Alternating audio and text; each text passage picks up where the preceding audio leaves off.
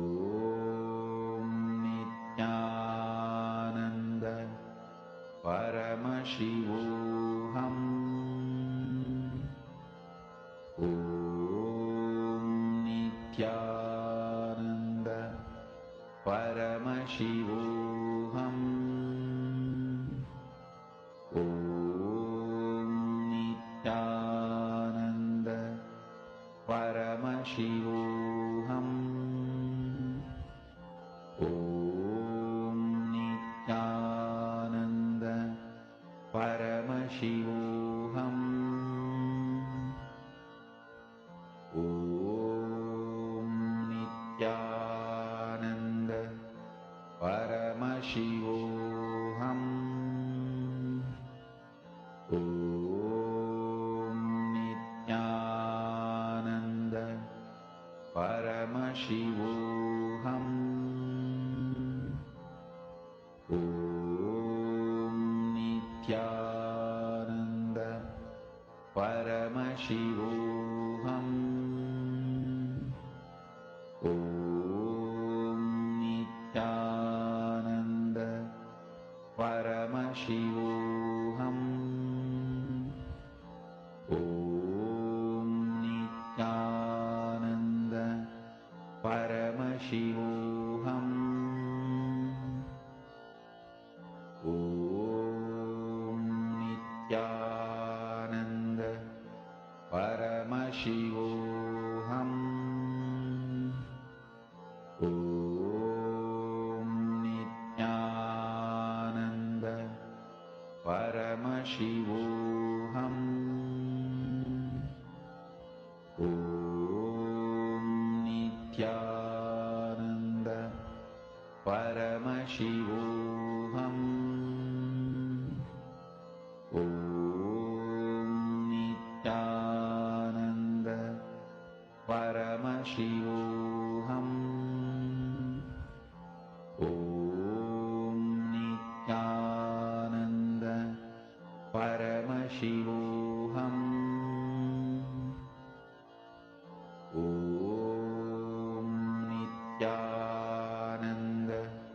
Paramashivoham. Om Nithyananda Paramashivoham. Om Nithyananda Paramashivoham. Om Nithyananda Paramashivoham. Om Nithyananda Paramashivoham. Om Nithyananda Paramashivoham. Om Nithyananda Paramashivoham. Please relax. Now, as all of you are manifesting, understand just this one process of you doing. How many of you experience literally Swamiji flowing through you when you do it? How many of you experience literally Swamiji was flowing through you and you felt like completely different when you are calling and blessing people? I'm having many of you raising hands. You all can put yes in the chat.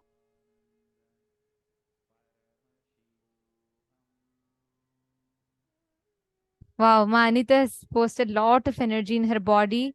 Wow. See, just when you act like your Mahadeva, Mahadeva flows through you. Very nice. So many of you have posted. That's wonderful. Understand this is how manifestation happens. This is what is called manifesting powers, where you manifest that experience of oneness. And this is how you build that space inside of you. That is great. And now we are all going to be entering into the preparation for today's initiation. It is very, very important. If any of you have your friends or family members who are attending, looking to attend today and receive the initiation and the darshan, please, please, please bring them right away, because we are going to be starting these darshan preparation process, and it is very important that they are not missing these sessions, because these sessions are important for today's initiation. So far, we learnt about who is Sadashiva and what does it mean to be in integrity with Sadashiva, all of that.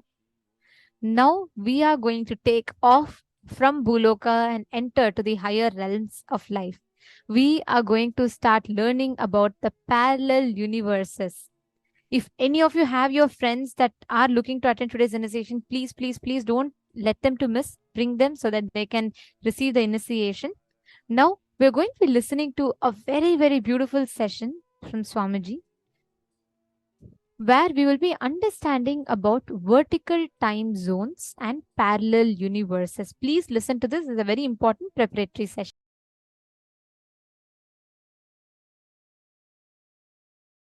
Vertical time zones exist.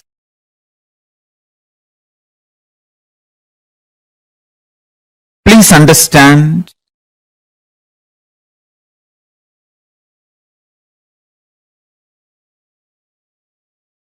let me present exactly what I mean by the word vertical time zones. Then I'll try to share what is the need for us to understand about vertical time zones.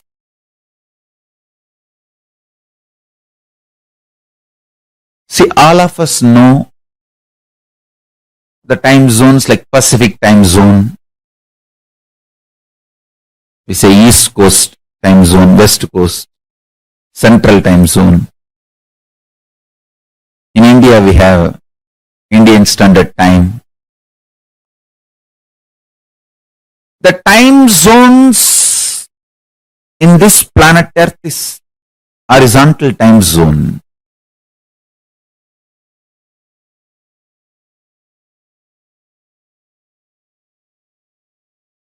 Based on the sunrise to sunset in this planet Earth, various countries practice different time zones.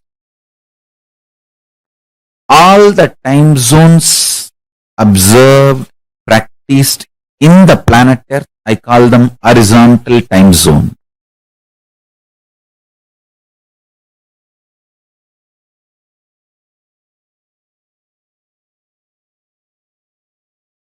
There is something called vertical time zone. What I mean by the word vertical time zone? What I mean by the word vertical time zone? For us, 1 year is 1 day for the higher time zone, Swargaloka.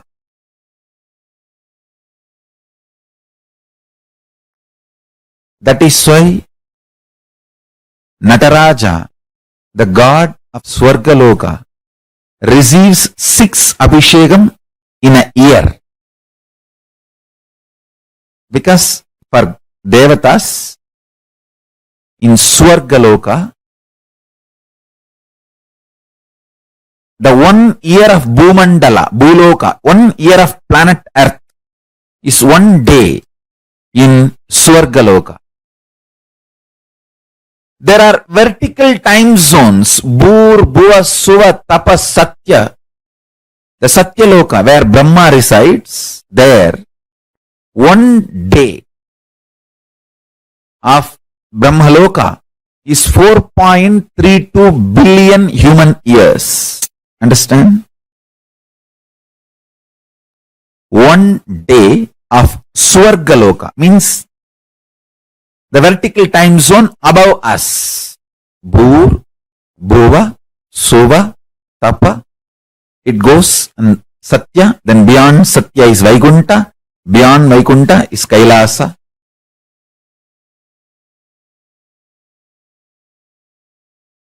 Below Atala, Vitala, Sutala, Talatala, Batala. Understand, I am not giving you some superstitious theories. No. I'll give you precise understanding and experience of these vertical time zones. And understanding about these vertical time zones as a direct utility for your day-to-day life. It can bring tremendous physical health, mental health, psychological wellness, a very powerful way of existing, and above all, life of Paramashivam. You can exist embodying the space of Paramashiva, state space of Paramashiva, and manifest powers of Paramashiva. Understand? The idea you carry about you is very important because that is the foundation from which you manifest your life. Knowledge about the vertical time zone, especially experientially,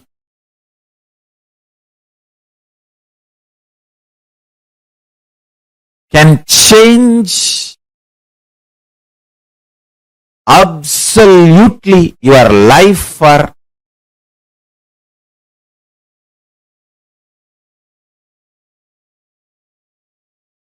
best, highest, supreme form of existence. The Paramashivam makes you experience the state space powers of Paramashiva.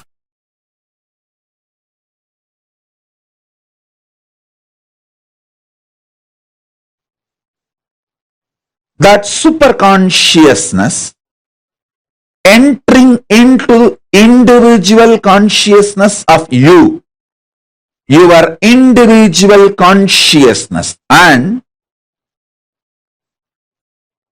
mutation happening, you manifesting. That superconscious mutation is the ultimate, we call it moksha, ultimate liberation, Paramadvaita Anubhuti. In Sanskrit, we use the word Paramadvaita Anubhuti, ultimate oneness. Hindu tradition, Sanatana Hindu Dharma is focused on this superconscious mutation, ultimate oneness.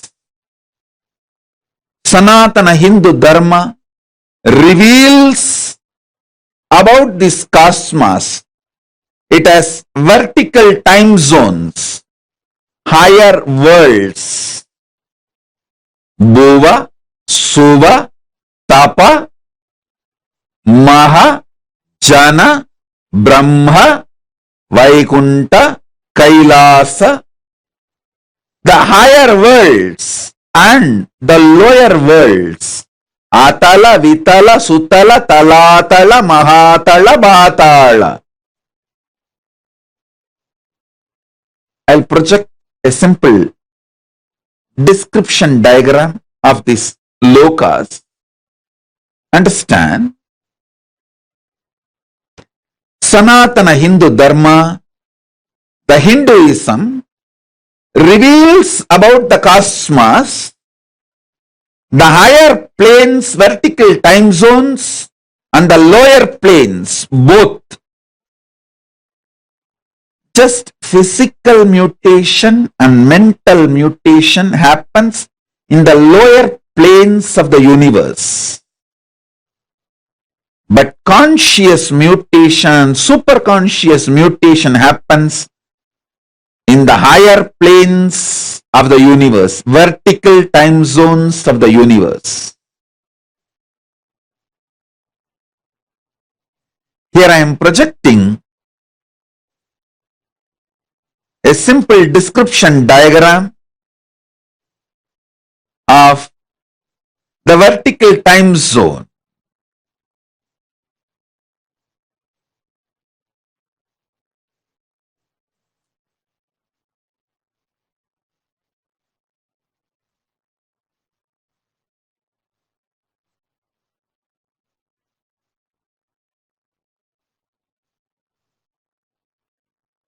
So understand,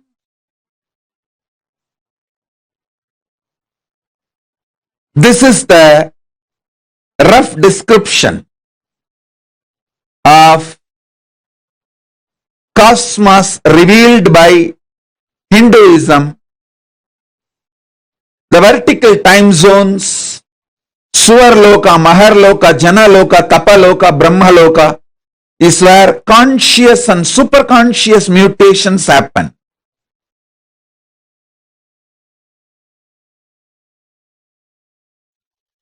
Great news is, even while you are in this body, your parallel universe being exists in Mahakailasa. You can start importing products from Mahakailasa through that being into you. It's like you have a company branch in China, India, London. So you can get products from all those countries and get it to United States. You have your parallel universe personality in Nagaloka, in Tapoloka, in all the higher lokas and even lower lokas. Up to Kailasa, your parallel university personality exists. You can directly, through that personality, buy whatever you want to buy in Mahakailasa and get it imported to this body. I am not telling you stories. I am telling you very powerful truths.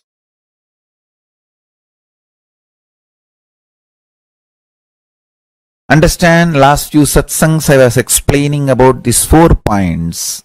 Matter, mind which experiences matter, intelligence, buddhi which makes decision, consciousness, pure space of Paramashiva.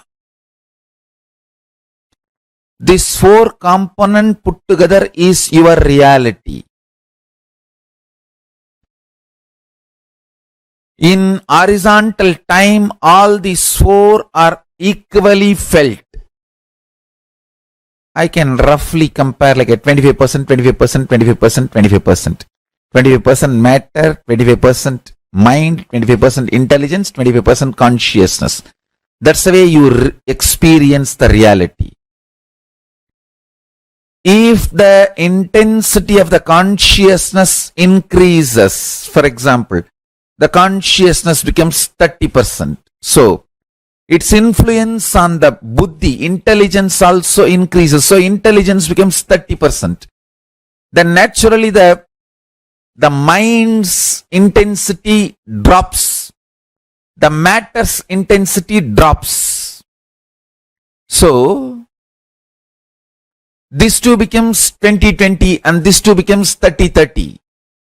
So the whole thing tilts, means you enter into the vertical time zones. 100% only pure consciousness and zero intelligence and zero mind and zero matter. That is Kailasa. Because you don't need buddhi, you don't need mind, you don't need matter for your existence. You exist as a pure space, pure consciousness. That is Kailasa. And same way, you neither feel conscious, almost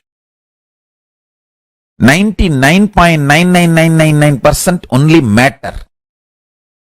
Less than 0.0000001% mind, then lesser than that 0.1000001%, 0.00001% intelligence, and lesser than that 0.0000001% is consciousness. That is what is patala.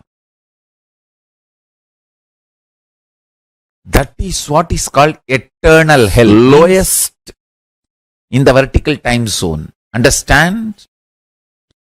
Highest peak point of the vertical time zone is Kailasa, where 100% consciousness, pure consciousness, Paramashivatva. No need for intelligence or mind or matter.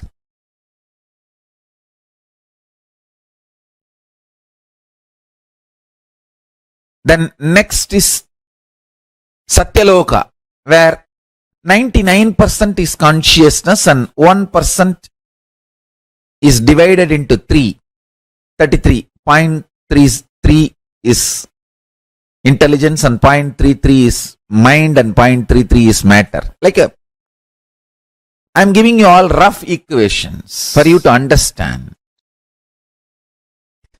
Then little lesser consciousness, Tapoloka.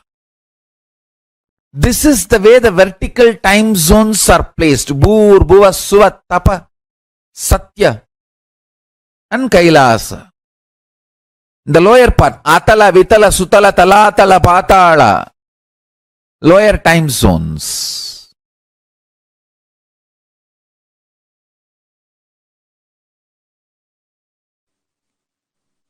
Your spine. Your spine is not only hardwired, capable of fuel, charged to lift you off to different parallel universes. Understand? Even though animals have spine, because the majority of the time they spend horizontally, the spine is not capable of getting fuel with a subtle fuel called ojas. It's like their bodies are capable of receiving kerosene as the fuel, maximum diesel, but they can't handle petrol or flight petrol, white petrol. Understand this example. Same way,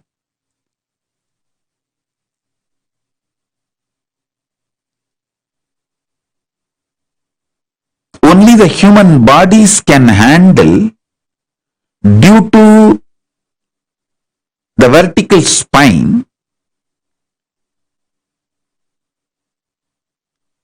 the fuel like white petrol. Traditionally, the word ojas is used. The ojas need to be filled in your spine, and the kundalini need to be ignited for you to reach parallel universe and different vertical time zone spaces.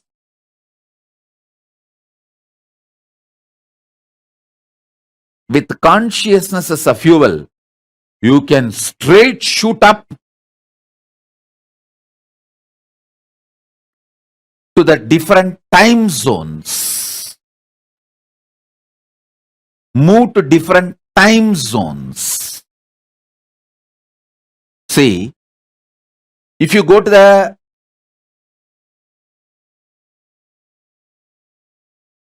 higher altitude, the world, many governments have established that station in the space research station. If you go there, your body goes through certain changes, hair growth and whatever changes. Same way, if your body is lifted with a conscious empowered vehicle to the vertical time zone, It goes through superconscious mutation. That is why if you go to Indraloka, automatically you will have 4 hands. If you go to the Swargaloka, automatically you will grow 2 hands more. Because the superconscious mutation will happen. Listen. If you go to the space station, automatically your body goes through certain changes. Same way, if you go to the Swargaloka, automatically your body goes through certain changes. Because superconscious mutation happens.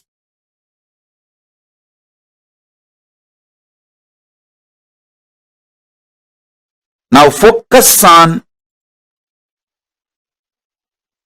because these statements are too important. See, if you die without this introduction, when you go to the first loka, second time zone, second vertical time zone or third vertical time zone, you will feel shy. You will have a cultural shock. It's like somebody from Indian village comes to New York. Due to a cultural shock, he will not talk to anyone. He will just move to a corner into a shell. He will escape from life. People asked me, when I came to US, that was the first time I got into the flight in my life. I have not even seen the flight from distance. The first time I got into the flight is the flight for US, United States. And as you all know that I am from a village, but I never had a cultural shock. I just started going around and speaking in English, giving satsangs, classes, programs.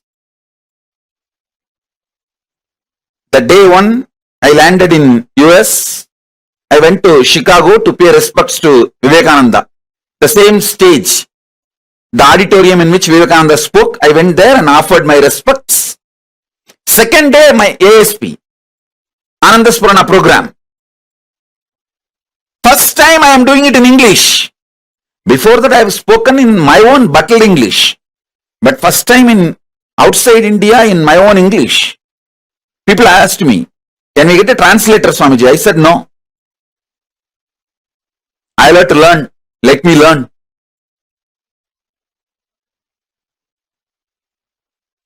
Not only in language, any problem. I did not have any cultural shock. All of you listen. Now initiation time. So no movements. Every word I am uttering is important for your soul to move through the vertical time zone when you are alive or when you after you leave the body. So listen carefully.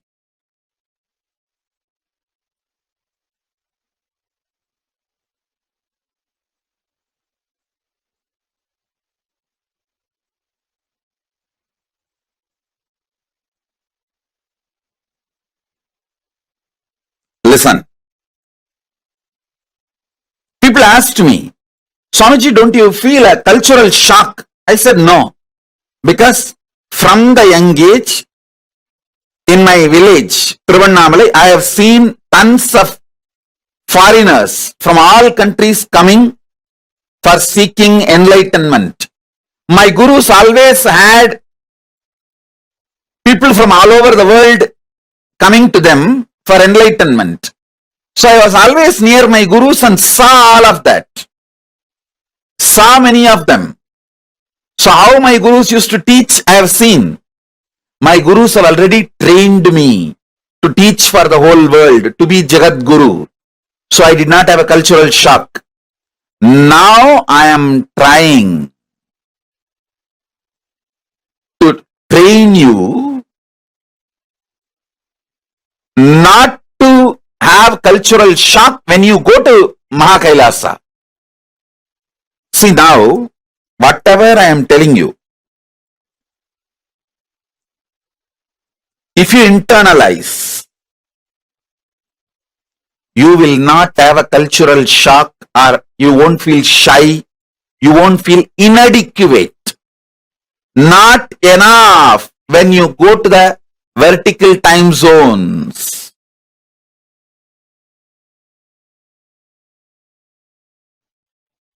Elaborately, now I'll give this example so that I can help you to understand how you can face yourself in the multiverses, parallel multiverses.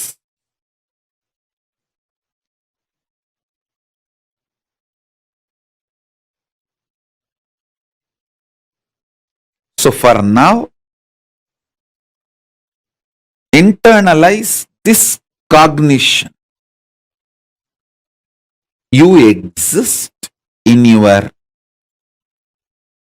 waking state and dream state simultaneously and spontaneously. That is why, without any difficulty, you can just slip into that state, that body, that self, and come back to this state, this body, this self. Your biochemistry is naturally prepared for you to slip into these different states and different selves and experience different existence, different universes. In waking state, the universe you experience is different, and the dream state, the universe you experience is different.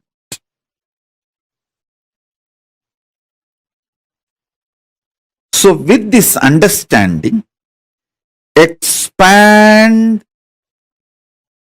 your cognition. You exist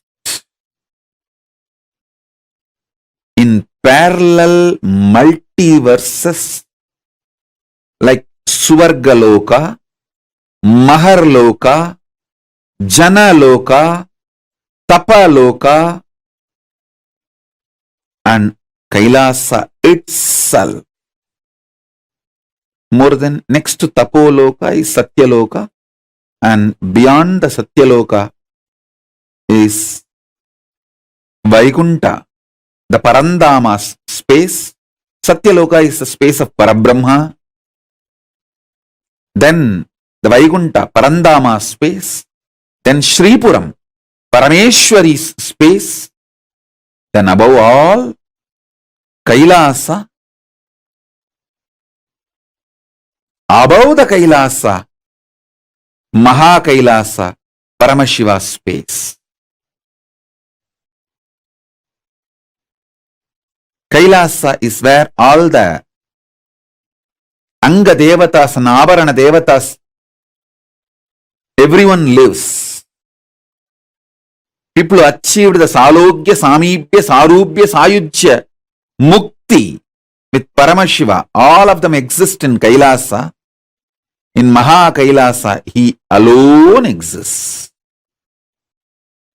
In Paramadvaita Swarupa, Paramadvaita Satya.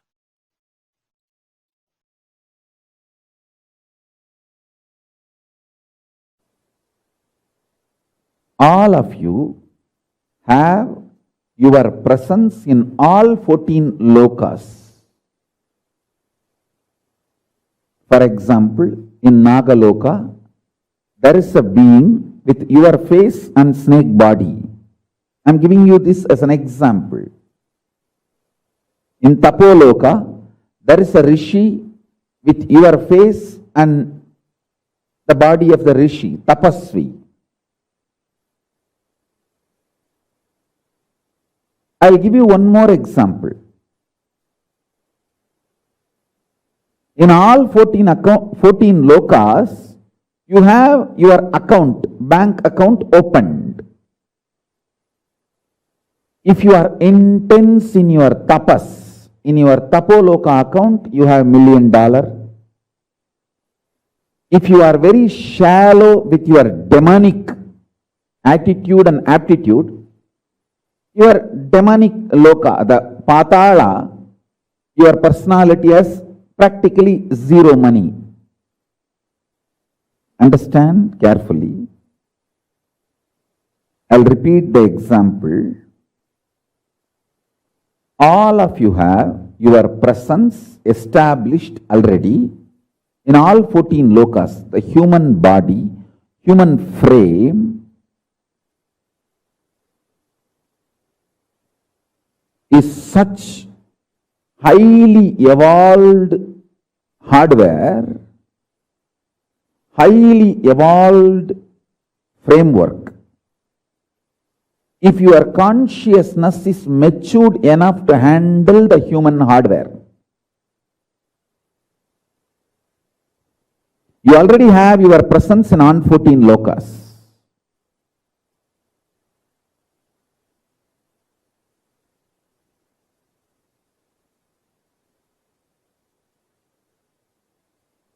I am giving you the example. In Patala, where the demons, Rakshasas exist, there is a Rakshasa with your face and the Rakshasa body, the demon body and your face. Same way, in Tapoloka, your identity exists.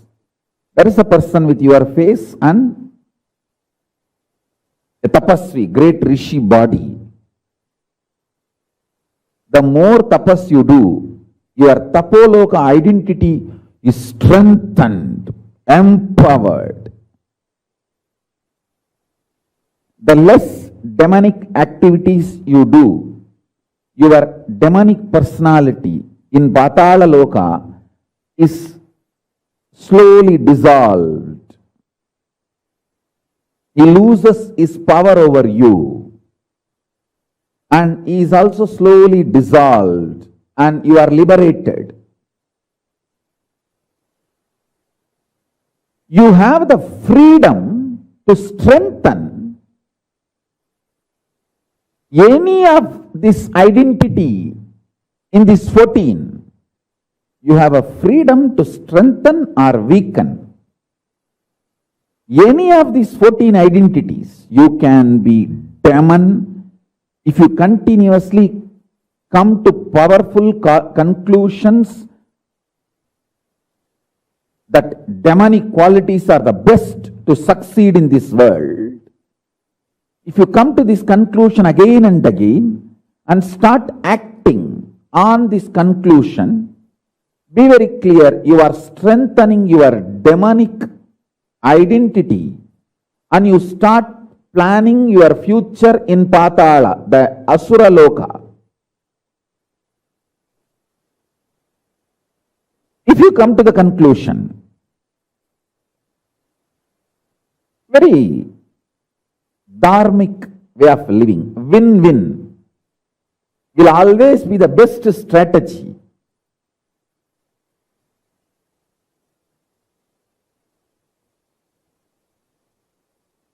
For success in the life, whenever you come to the conclusion, hey, I should also win, he should also win, that is the best strategy to achieve success in the life. And you start executing those strategies, those conclusions, then your personality in Swargaloka gets strengthened and more your intensity in Swargaloka gets strengthened and you start manifesting your future time in Swargaloka. And if you feel tyaga, giving up, vairagya, the absolute tyaga is the best strategy for success. Your personality in Tapoloka, highest zone, your identity in Tapoloka gets strengthened, that gets empowered, and naturally your future starts manifesting in Tapoloka. So each of these loka opens up for you based on the powerful conclusions you arrive, based on the actions and activities you do. So understand this truth deeply so you can start manifesting not only the highest zone, Tapoloka, Satyaloka, all that, you can manifest Kailasa itself. Pure integrity, absolute integrity to Guru and Paramashiva.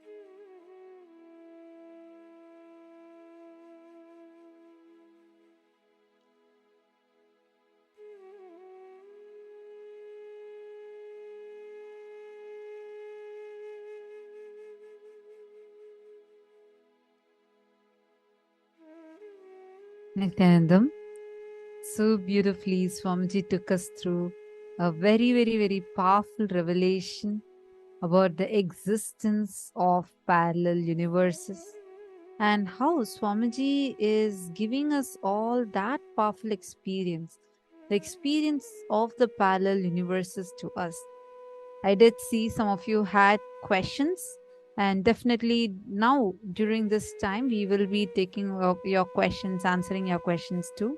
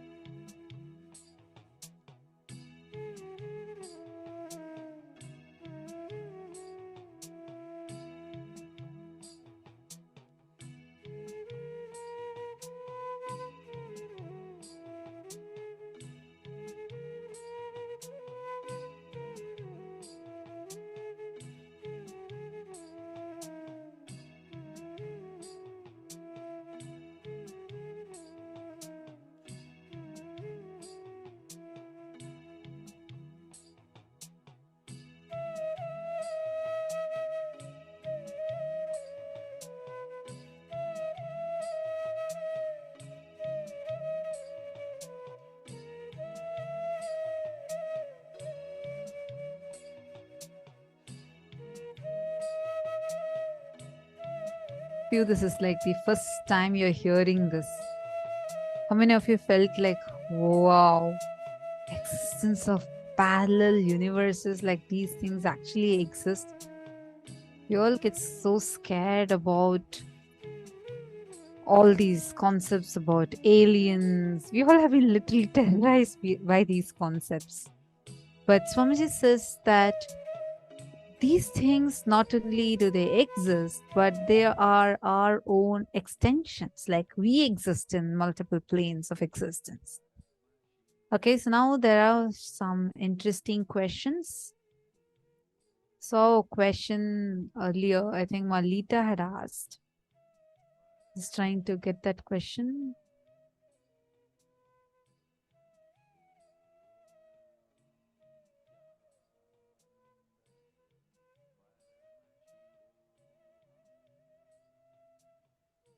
Sorry, I'm just trying to find out.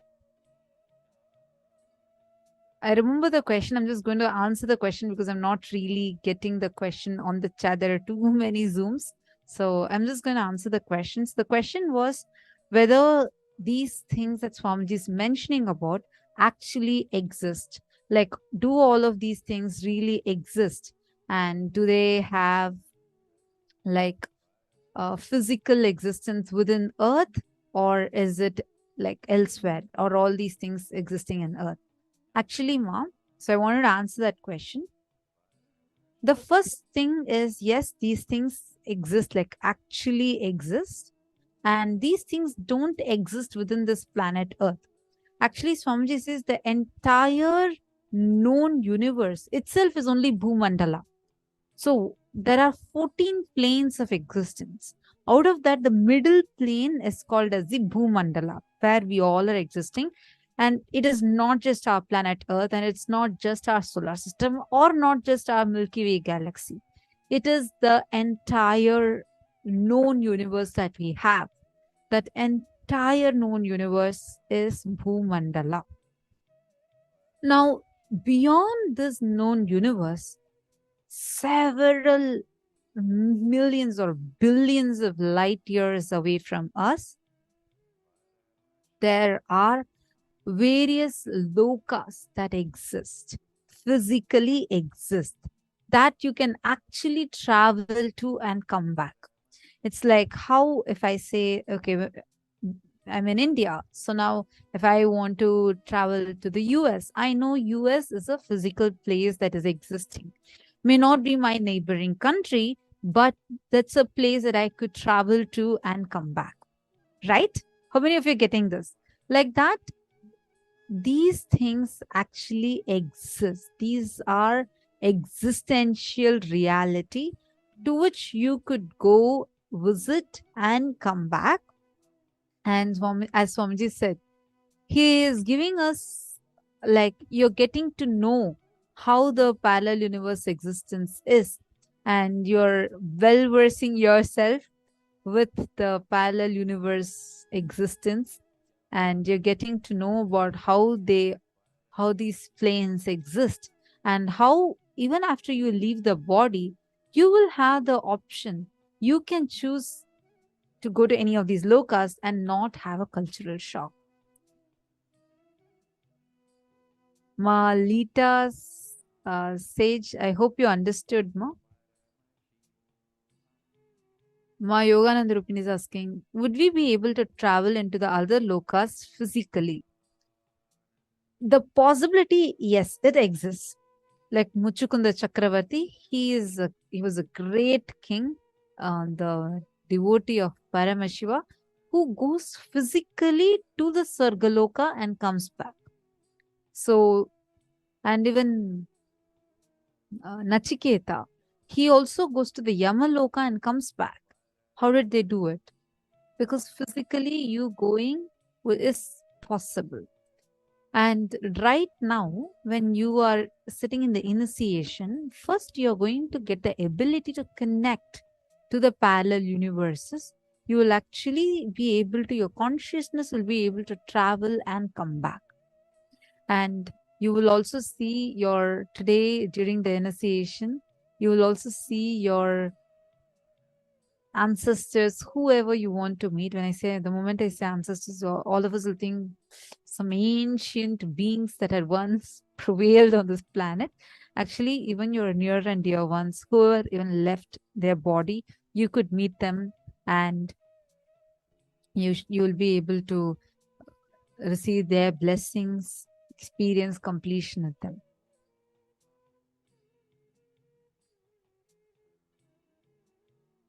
My Yogananda Rupini is asking, with special flying objects, it would be possible physically? Question mark. Okay. We are not discussing here about UFOs, I hope. See, you with your body, just with your physical body, you can travel.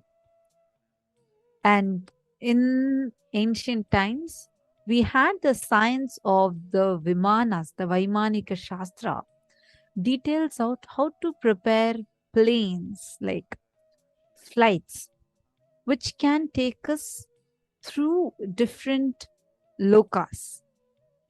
And these were based on certain sounds and by the energy, the bioenergy of the person who is established in a particular space, which is needed to operate that aircraft. Like to steer the aircraft, you don't need a physical pilot, but through conscious will, if a person puts through his conscious energy, if he decides that he wants to make this plane to go to a certain loka, he was able to operate.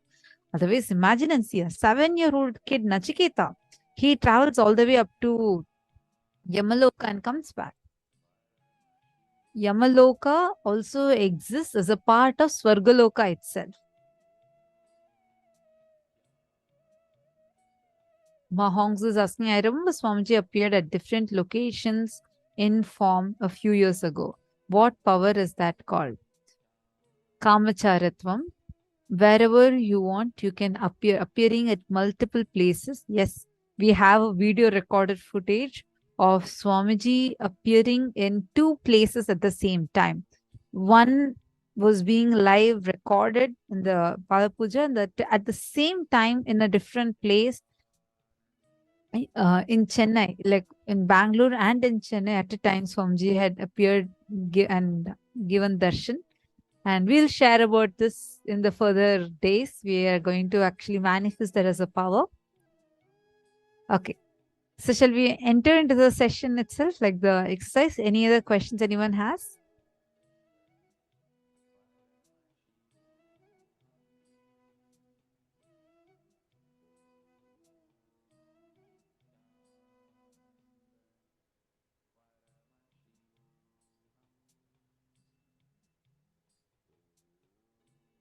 Okay. Ma Lucy is asking a question.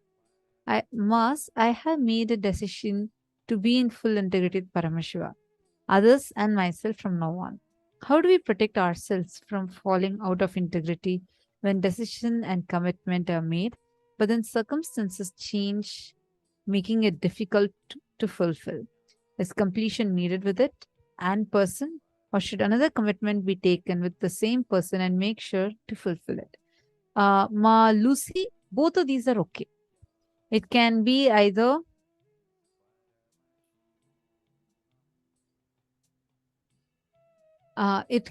be you can complete and withdraw the word if you're not able to fulfill it anymore, or you can recommit. You can complete and recommit and ensure that you're fulfilling it. So both of these are okay.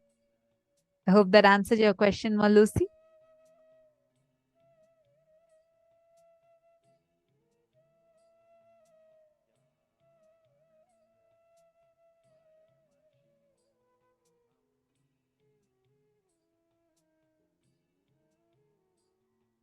Ma Navaman is saying, Ma from the 14 lokas. இந்த காலகட்டத்திற்கு சாமியை தவிர யாரும் இறங்கவில்லையா? Oh, you're asking if no other avatar has descended. Swamiji says, along with Swamiji, Swamiji has gotten 7 crore beings. So, and you, me, all of us are a part of those 7 crore beings. And to actually, if you want to receive Swamiji's blessings and you're able to have feeling connection with Swamiji, definitely you have been in the higher plane of existence at least once in your life. Like, I mean, all our parallel universe identities are existing. The higher lokas identities of you has been empowered, which is only to connect with the avatar in this lifetime. Understanding more?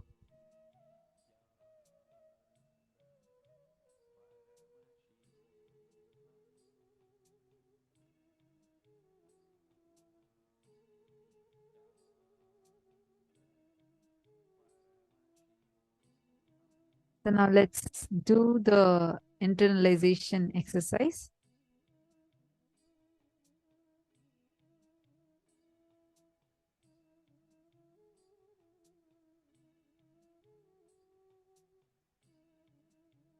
We are going to be entering into preparation. This is a very important preparation for the darshan. If any of your family and friends that you feel like you have invited, they also want to be a part of it, and let's say they can't sit the entire day and they just want to quickly attend, tell them to not miss this particular session. This is too important. The parallel universe session is a very, very, very important one, because only understanding this, you will be able to experience today's darshan properly. Migration. This is one of the greatest freedom that we as human beings have. Not only you're empowered to migrate to other countries, we are empowered, hardwired to be able to migrate to parallel universes. Plan your trip. You will be introduced to the higher lokas, the inner space, which will just raise you to the experience. What will you do with it? And where would you like to go? It's up to you. We're going to chant some Shastra Pramanas. Understand? You can be rest assured for whatever you are learning in the class. All of these are completely from the scriptures. The scriptures, the Hindu scriptures have clear description about these parallel universes, how one exists in the parallel universe. So I think Malita had also asked one other question. I'm just remembering. I was just going through the chat during the session. She had asked saying, will we travel with, it's like, is it that we are in this physical body and just that our form keeps changing when we are traveling to different universes, when we see ourselves in the parallel universe? The answer is no. You have right now, let's say Mahilde Jirarat is sitting now in Buloka, right? Like with us right now. As Mahilde is sitting in Buloka, there is Mahilde who is also in Tapoloka, also in Janaloka, also in Maharloka, also in Kailasa, Mahakailasa. You have your identity already available in all of those places. It is just consciously, whichever you choose, you just switch to that. So it's not in this same body. This flesh and bones don't come with you. You, with your conscious will, you would be able to switch to that identity. Okay. How many of us have had dreams at least once in our life? I'm sure all of us, right? Now, when you're going to sleep, you're closing your eyes, you're entering into the sleep, and then you're waking up and coming back to the waking state. Now, when you entered the sleep and you went into your dream state, at that time, did you get a new birth or enter a new body, or were you in the same body? Because how many times we notice, sometimes you fall down in your dream state and you hurt yourself, or you literally, your body itself sometimes changes. You'll have your dream body in your dream. But when you wake up and see, all those things are not there anymore. Because you're not using this physical body in your dream state. You are using your dream body. What you're having for the dream state, you're using that identity in your dream, which is the reason why you don't feel like how you're feeling right now. You don't feel like that in your dream state. But the answer to the question is, you don't travel with this physical frame. You go with your consciousness, slips beautifully into that other loka and then comes back, like how it goes to dream state and comes back to the waking state. The same way you smoothly shift from Bhuloka identity, Ma Jayanti, address Bhuloka. Suddenly this identity gets switched to Ma Jayanti in Maharloka. Then you switch to Ma Jayanti in Janaloka. Like you start going from one loka to another loka to another loka. You have that freedom. It is not suddenly Ma Jayanti Kanagaratnam from Bhuloka does not physically, with her body, is not right now going to the other loka. You just switch to that identity. And you will be able to travel with this very physical body also to the higher plane of existence. Both are possible. Today we are going to be doing the first one. Are the first clear so far? Any questions?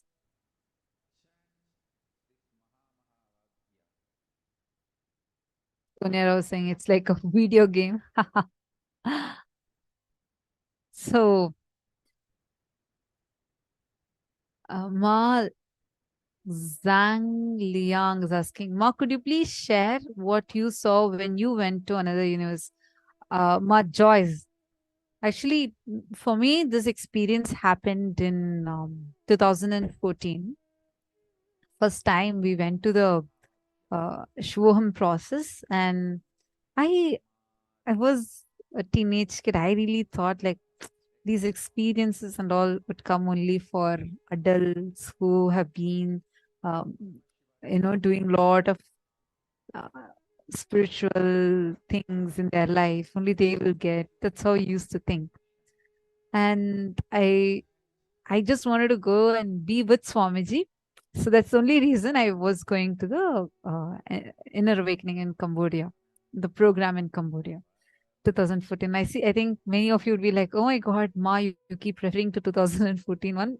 That's one of my most memorable moments. At that time, so we went and we had this processes, so the mandala processes where Swamiji used to sit in the middle and we all used to sit in the mandala shapes, like whether it's a Sri Yantra or a Kala Bhairava mandala. In that formation, we'll sit around Swamiji, sometimes in concentric circles. And Swamiji had started conducting. This is the first time I'm attending a process there in Cambodia. Swamiji said Swamiji is going to conduct the Shivoham process, and Swamiji had the drums, the electrical drums, and Swamiji was doing that and chanting and awakening our Kundalini. I was just sitting there and looking at Swamiji. I didn't know when suddenly my eyes closed, but it was a very, very, very powerful experience for me, where literally I experienced how I was no more in this physical body. I could see Swamiji in a huge, huge form, and I'm like seeing myself also expanding huge. It was I'm not able to put it into words now, but that was one of very strong experiences I had. And right after that process was over, I even shared it with Swamiji. Swamiji said that because Swamiji is awakening our Kundalinis, all of us were traveling to the higher planes of existence. And like, it's literally for just by awakening our tejas inside of us and the ojas inside of us, through that fuel, Swamiji is raising us all to the higher and higher planes of existence.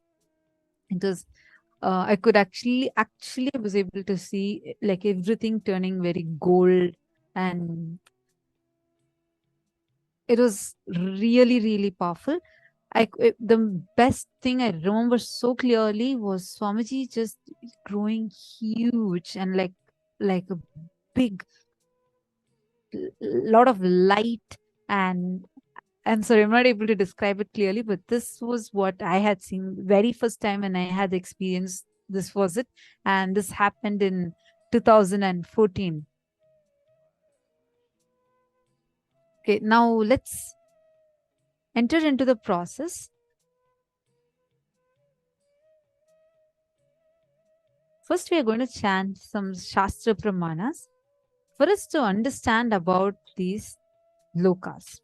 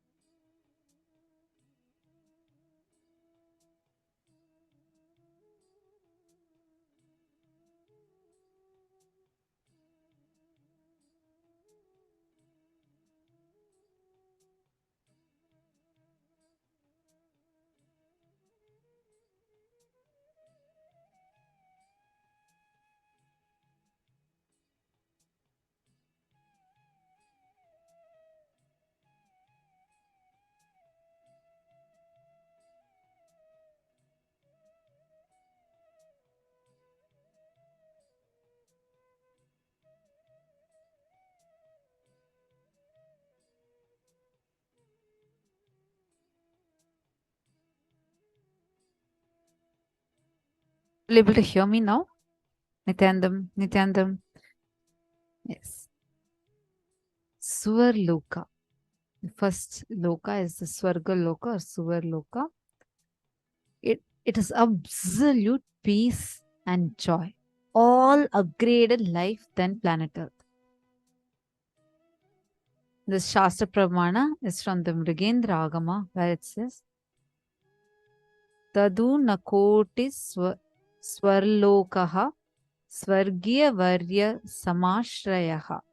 Swarloka, the dwelling place of prominent denizens of the heaven, is above the Bhuvarloka. Its height is 85 lakhs of yojanas. Actually, you might be wondering what is a yojana.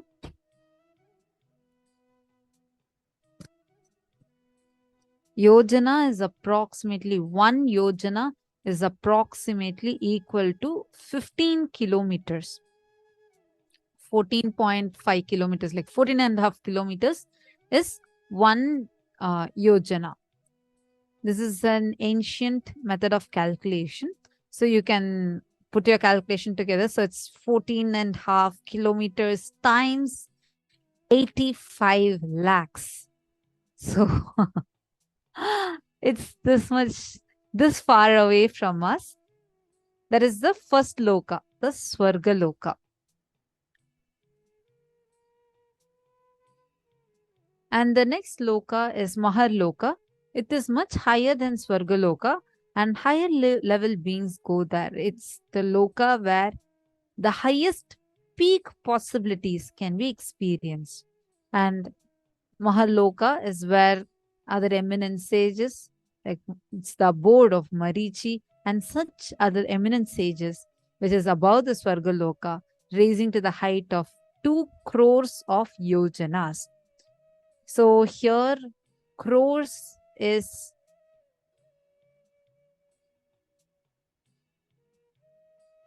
20 million.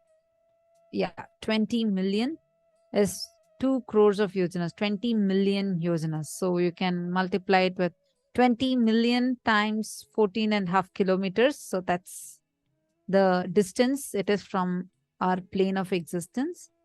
The next loka is Janaloka. Janaloka is the place where you can exist in multiple bodies at the same time. Anyone who experiences Janaloka loses all violence because you know you exist in everyone. And above this is the Janaloka where Pitrus and the sages such as Janu and others are living. Its height is 8 crores of yojanas. So 8 crores means 80 million times 14.5 kilometers. So that is 8 crores of yojanas. And all these are references taken from the Mrigendra Agama. You all can see the verses also being projected. The next loka is Brahma Loka. Deep surrender lifts you to Brahma Loka. Then from there, you can move to Parandama Vaikunta, Kailasa, and Maha Kailasa itself. So we're going to show you all a map. You all can see the map now.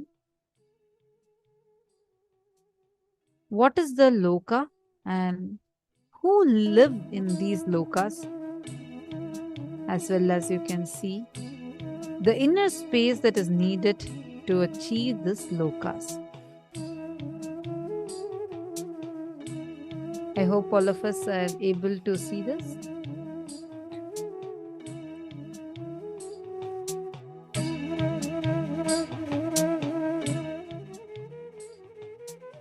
You all can note it down if you want. Take a few minutes.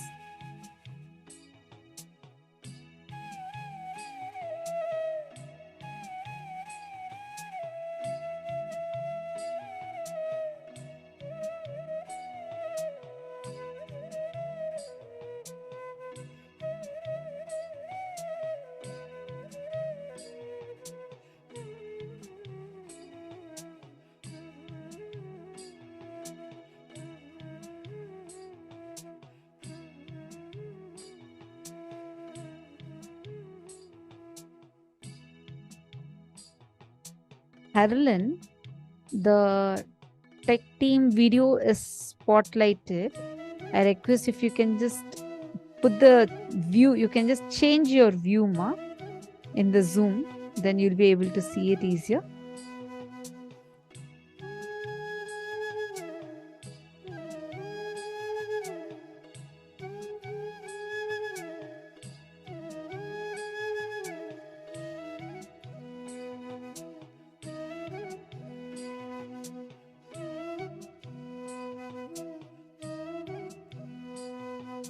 All the highest lokas that you're seeing now. The Vaikunta, Shripuram. Shripuram is where Devi Parashakti lives. Then Kailasa and Maha Kailasa itself.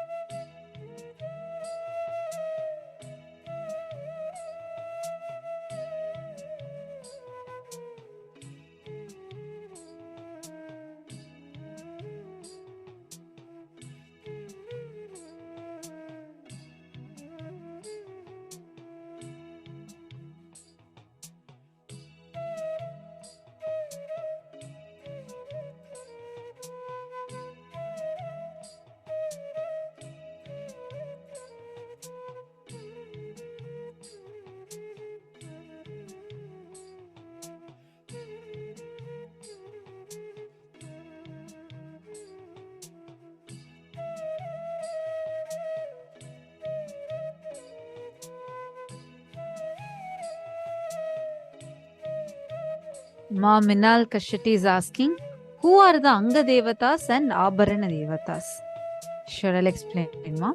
See, now with Paramashiva, whoever exists, like Anga Devata means who do personal seva to Paramashiva. Like who Anga Devatas are like literally part of his own body.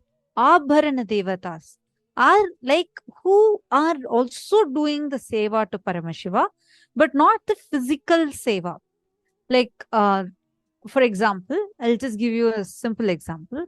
The person who is attending to Paramashiva, holding the like Basma for Paramashiva, all of them become the Anga Devatas. Abharana Devatas are like who are also doing seva to Paramashiva, but not the physical seva. Like, for example, they are taking, they're offering food to Paramashiva. All of these. So I'm just trying to explain. Ma Jnana Yogini is asking, which loka does Parvati Devi resides in? Shripuram. That is where Parvati Devi Parashakti resides in. See, all these lokas, see, for example, Parandama only came down as Bhagavan Krishna, but in the very form of Bhagavan Krishna, he continues to reside in Goloka, which is again a part of Vaikunta. You need to listen to this a few more times, only then you'll be able to understand it.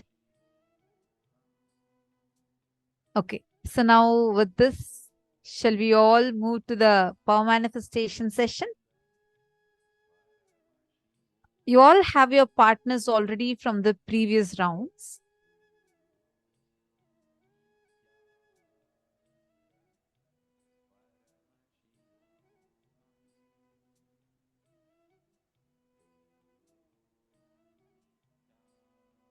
Ma Jnana Pradata is asking a beautiful question. Material, mind, wisdom, and consciousness make up my reality. If consciousness reaches 100%, do I still have the physical body? Yes. If you see Swamiji, he is in full consciousness. Using that consciousness, he operates the physical body. So that's literally living like Swamiji.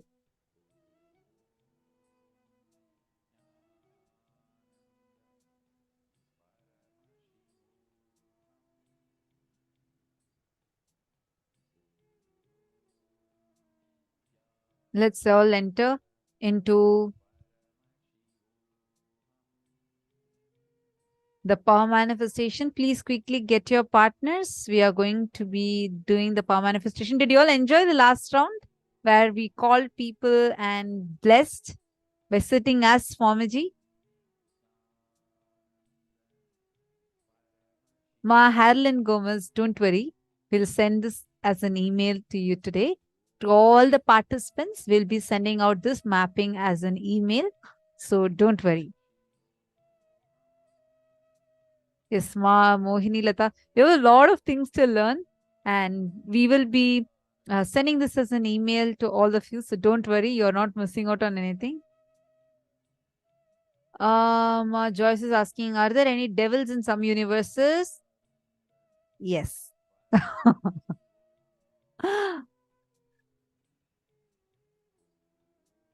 They do exist, but they exist in the lower lokas.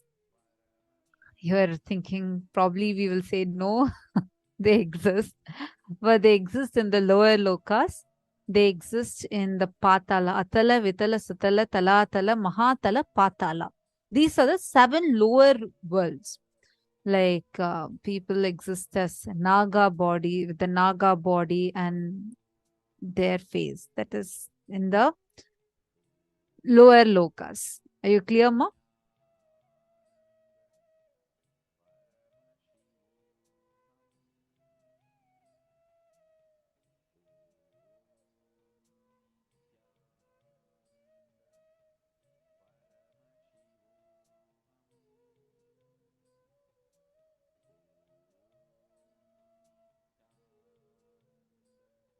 Yes, clear, Ma. But can we just take Swamiji's form to go? Okay, Ma Lucy is asking. Yes, clear, Ma. But can we just take Swamiji's form to go across all 14 lokas? Wouldn't that be better? Or do we all need to create our own identity, personality, image in advance? Or allow body mutate on its own based on what is best for our experience?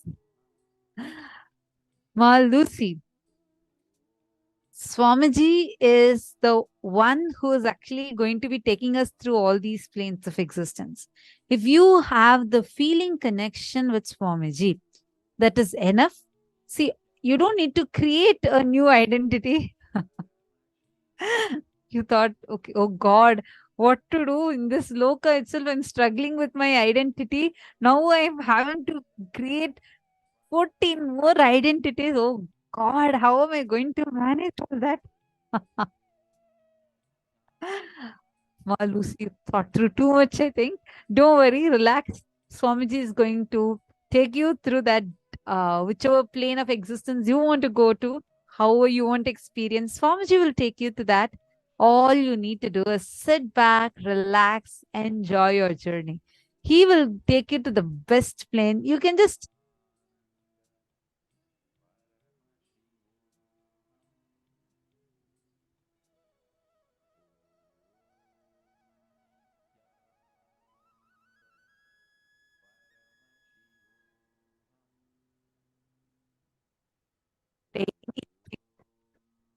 you can just sit back, relax, and enjoy. It's like you're traveling in most expensive private jet with Swamiji. You have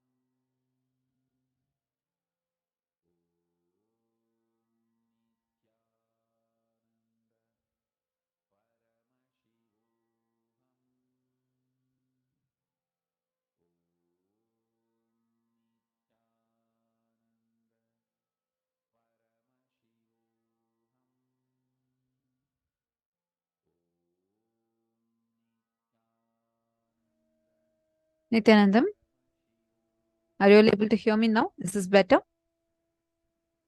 Apologizing for that.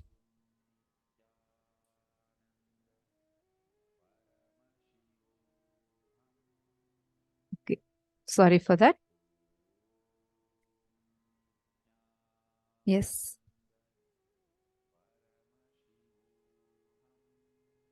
So I was just answering about these powers.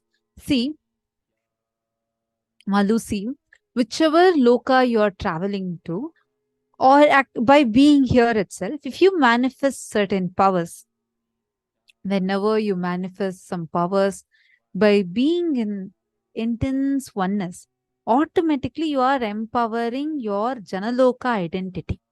So, any type of power that you want, you can automatically download that into you using your feeling connection with Swamiji.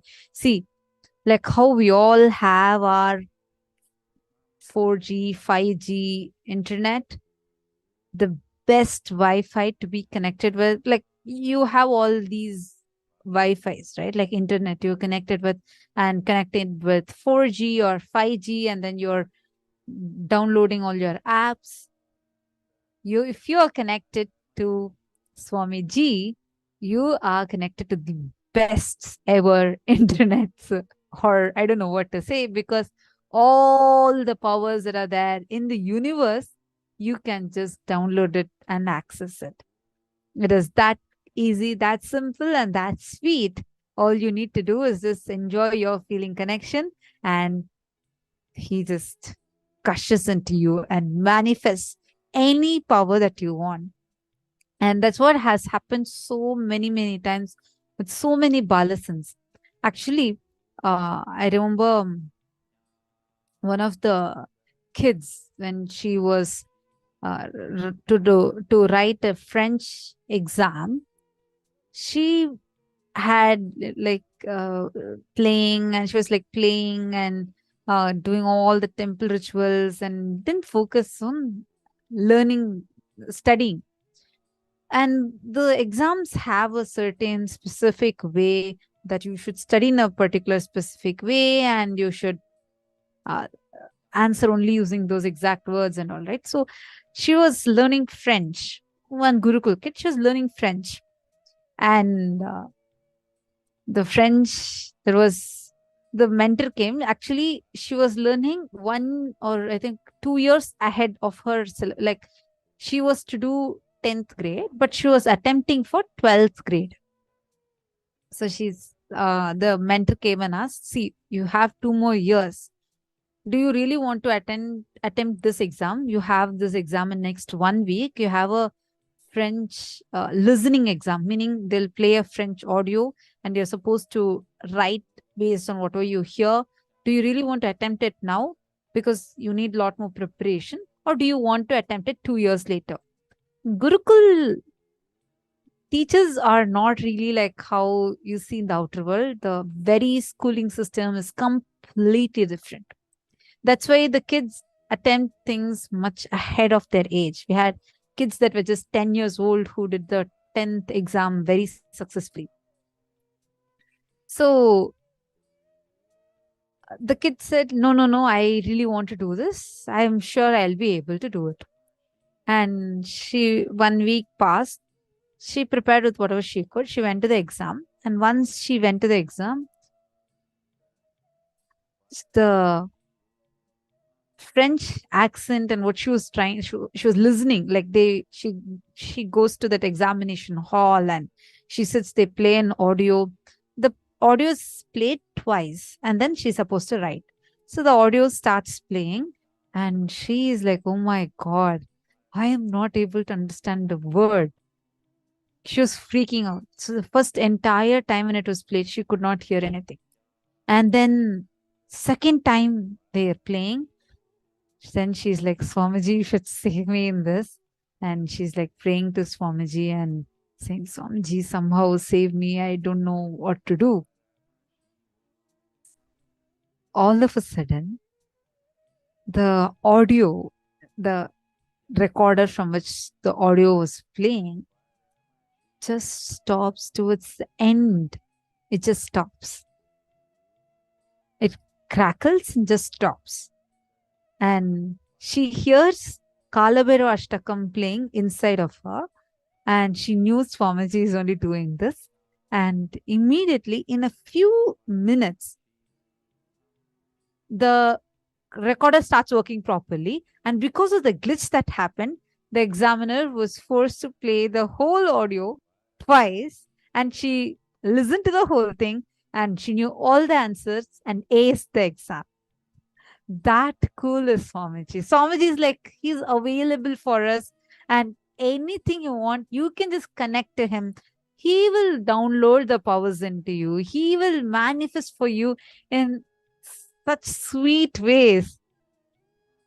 See, even at the very first attempt, if she had known all the answers, she would not be remembering it as her sweet moment, like how she would be remembering with all of these things. You know, whenever that adventure is there, it adds a lot more thing. You'll feel like, oh my God, yes, it was Swamiji who manifested. You'll understand that, yes, it is a manifestation, a miracle that has happened. And just for that, Swamiji will manifest it for you.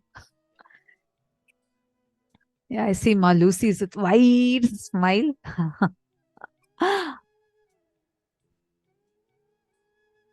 Okay, wonderful. Now, with this, let's all enter into the power manifestation. Are you all ready? Again, we are all going to be splitting as Nityas and Anandas. I hope all of you enjoyed that Vak Shakti power.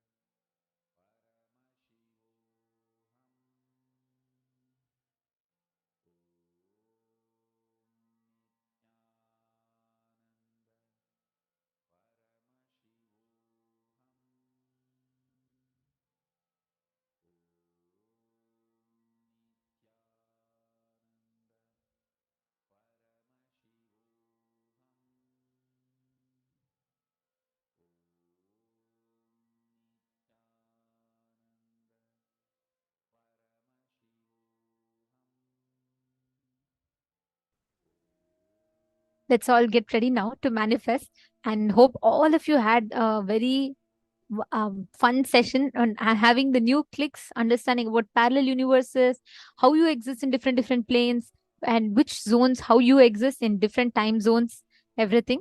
So now it is time for all of us to enter into the power manifestation. So come on, let's all get started. Today we're all manifesting this power of length, right? Length, breadth, and depth, where you're able to answer any questions within the logic dimension of the cosmos. Now, for this, in order to manifest this power, I request every one of you to please pair up with one of the partners of your choice. Please connect to a partner. And you're all going to be manifesting this power of being able to answer any science related questions. So basically, your partner is going to ask you any questions. Like, for example, what is the chemical composition of paracetamol? You should be able to tell that, right? So you will be able to see and answer any questions which explains, any science related questions which falls under the category of science. So you will be able to scan, you will actually be able to see the different chemical names that will come. And you can scan through the third eye and tell. Let's keep it very short and quick. We have a lot to learn. And most importantly, darshan preparation will be starting very soon. And these sessions that we are having is a must attend session for today's initiations. So if any of you want your friends or your loved ones to attend today's program and receive the initiation, please get them ASAP, because they should not miss these sessions, which is a very important preparatory process for today's initiation. So I request all of you to please take a few minutes, make sure you're reaching out to your friends, family members, and please get them for the session. If any of you are having your friends or someone that you want to get them for joining in to manifest, please go ahead and bring them. Yes. Now we will be manifesting the power of answering science questions. So it's going to be very simple and very fun. You all can team up as Nityas and Anandas. You're going to be manifesting only one round. So I'm going to give you all 7 minutes. You can switch between each other in this 7 minutes, and you can manifest with each other. You can just ask random, you can just Google up different questions and ask each other that. All right. Okay. So let's all get started. Please sit straight with your head, neck, and spine in a straight line. Chant the Mahavakya. Let us all start manifesting.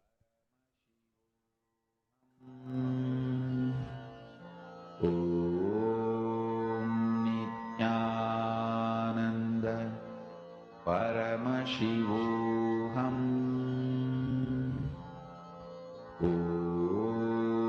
Nithyananda Paramashivoham.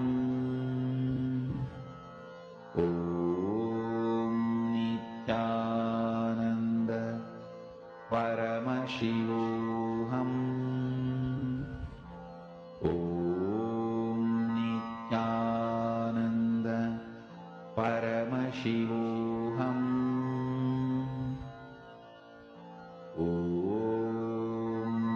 Nithyananda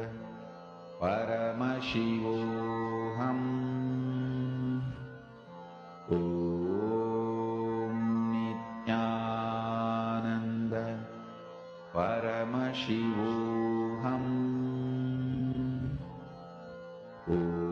Nithyananda Paramashivoham. Nithyananda Paramashivoham.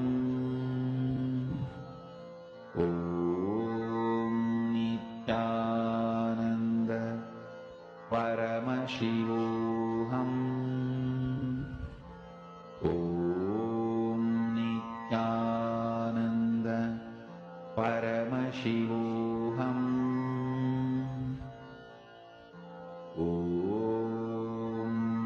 Nithyananda Paramashivoham.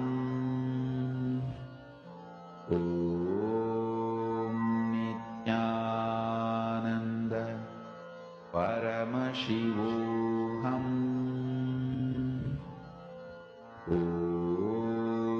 Nithyananda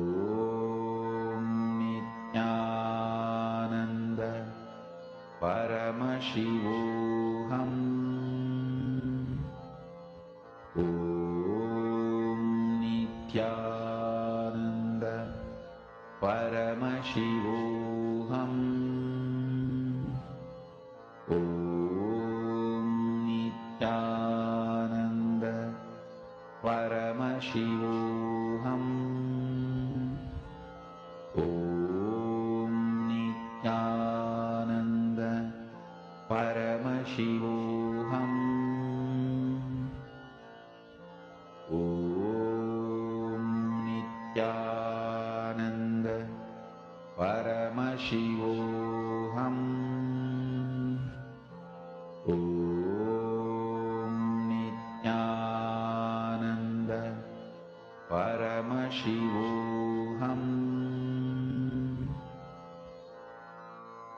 Mahavagya, spiritual lullaby for samadhi, and Suprabhatam, wake up call, wake up song for Paramashiva. This Mahavagya is spiritual lullaby for you to fall into samadhi. Suprabhatam, wake up song for Paramashiva to wake up in you. Just remember this one powerful cognition. This Mahavagya puts me in samadhi. This is spiritual lullaby for samadhi. And Suprabhatam, wake up song for Paramashiva in me. For Paramashiva to manifest. With this one spiritual powerful cognition, chant this Mahavagya.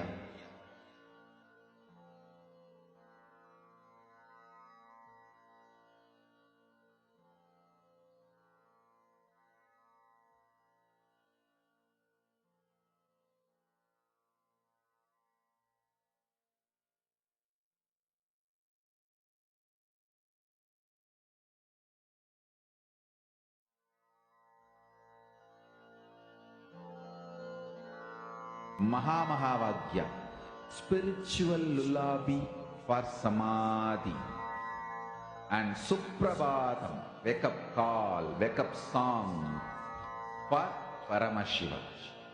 For Paramashiva to manifest. With this one spiritual powerful cognition, chant this Mahavagya.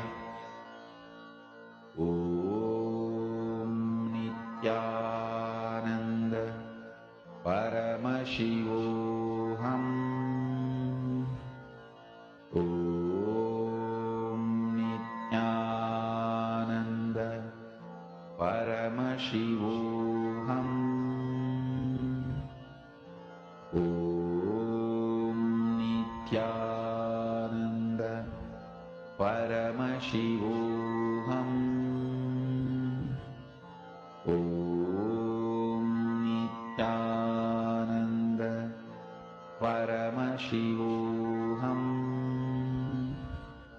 Om Nithyananda Paramashivoham. Om Nithyananda Paramashivoham.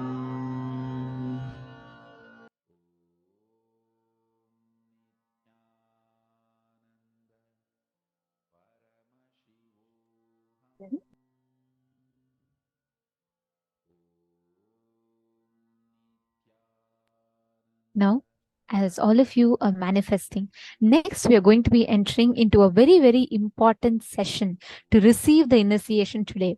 We are going to be learning about the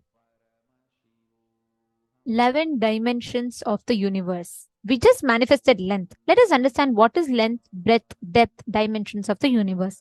It's a very, very important session. So I request all of you to please listen and do not miss this.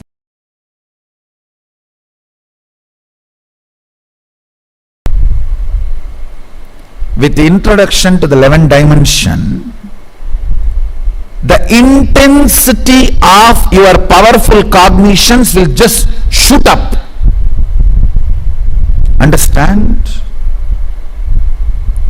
The amount of powerful cognitions, all of you need to understand the meaning of the word powerful cognition. For example, if you see somebody dying, are you going to cognize it as powerlessness, shaking, fear? Are you going to cognize the situation with a powerfulness? That is the way the reality is. What next? In every situation, cognizing with powerfulness, whether health, relationships, love, Hindu tradition is a powerful knowledge source. Understand? Thousands of years before Mahadeva has spoken about this 11th dimension, modern day science is still sitting with the 5th dimension. Mahadeva has gone to 11 thousands of years before, and you need to know, in Hinduism 11 genders, not 3. West talks only about 3. Male, female, and the whole thing, everything they classified into LGBT. In Hinduism 11 genders. Male biomemory in female muscle memory, male muscle memory in female biomemory. And same way there is a clear description of experiences of these 11 dimensions. If 25 states of consciousness knowledge is shared with the world, whole psychology, psychiatry, this department will collapse. About everything.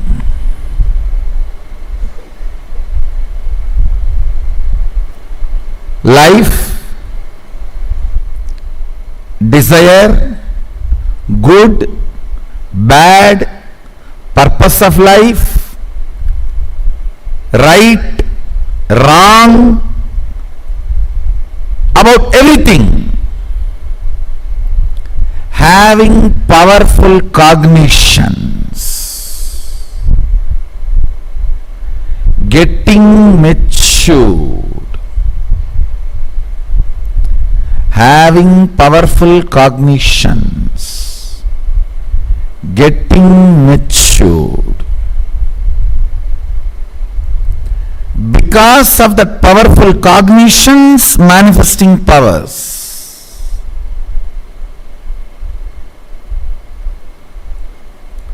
Now,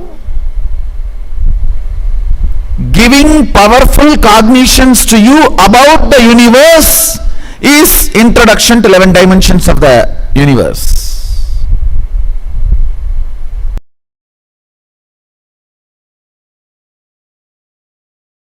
The 25 states of consciousness an individual goes through, and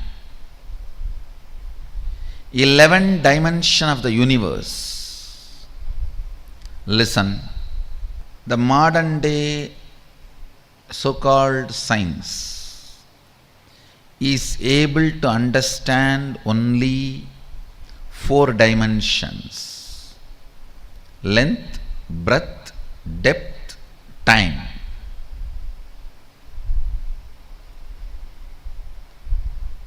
But the ancient science, the Sanatana Hindu Dharma, elaborately describes the 11 dimensions and the beings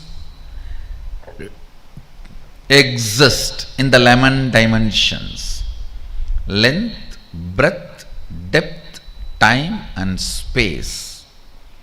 These are the 5 unit dimensions, and the permutation combination of that 5, length, breadth with the time space, breadth, depth with the time space, length, depth with the time space, the various permutation combinations of these 5 basic dimensions forms 11 dimensions of the universe.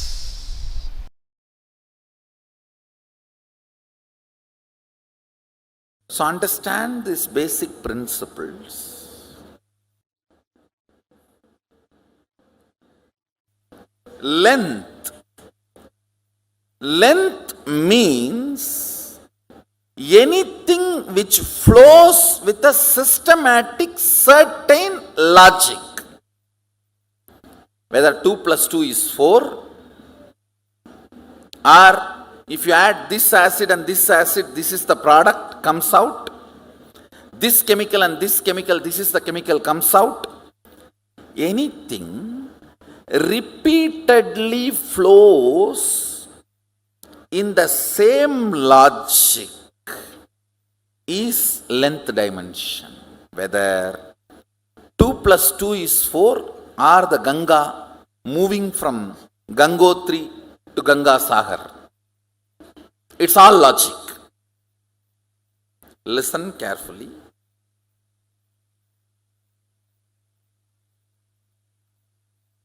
All logic which moves systematically comes under length dimension. If I introduce other 2-3 dimensions, then you will understand. You will be able to grasp the depth of each dimension. Length dimension is a power by itself. If you master the length dimension, anything which works as per the logic will be under your control. You are master of it. Almost 99.99% of the known Vyakta is logic, length dimension. Whatever is known, 99.99 are length dimension. Your idea of currency, your idea of ownership, your ideas about mathematics, almost much of your science other than the quantum physics and parallel universe from Vedic tradition, much before Newton, the whole length dimension is explained thoroughly by Ganada.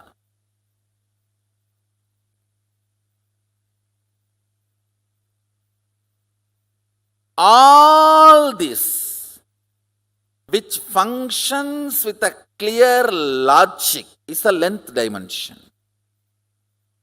Everything which flows in the rhythmic logic is breadth dimension. Listen, rhythmic logic is different and simple logic is different. Simple logic is length, rhythmic logic is breadth. Breadth does not mean it does not have a logic, and it does not mean it's a rigid logic.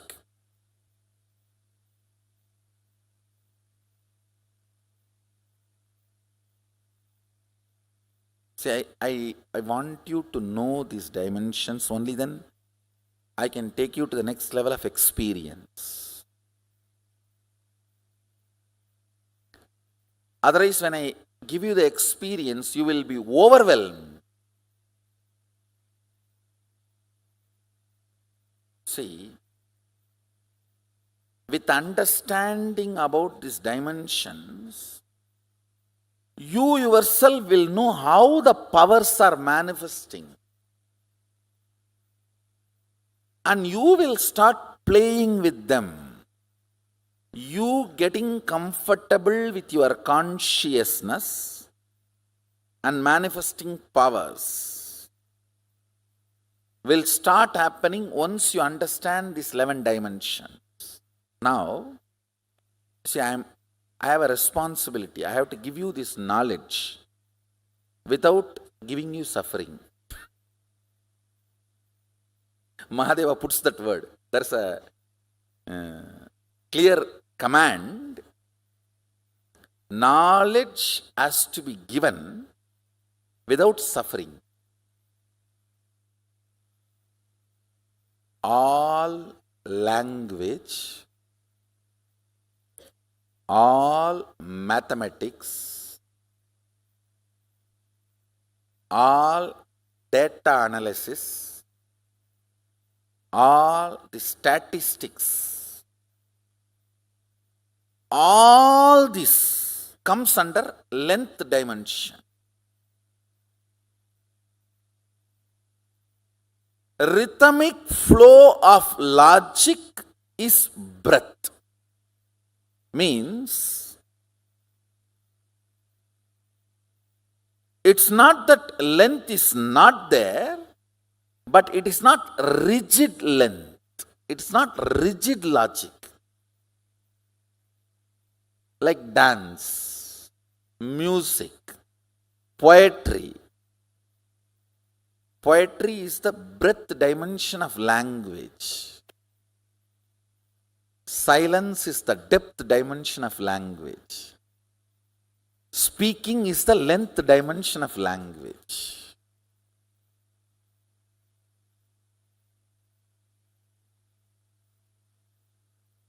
Mathematics is the writing dimension of length. Painting is the breadth dimension of writing. Yantras are the depth dimension of writing. Time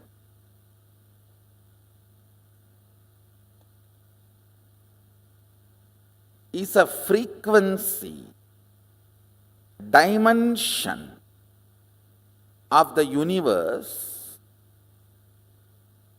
aspect of the universe, where you and universe are reverberating in the same frequency.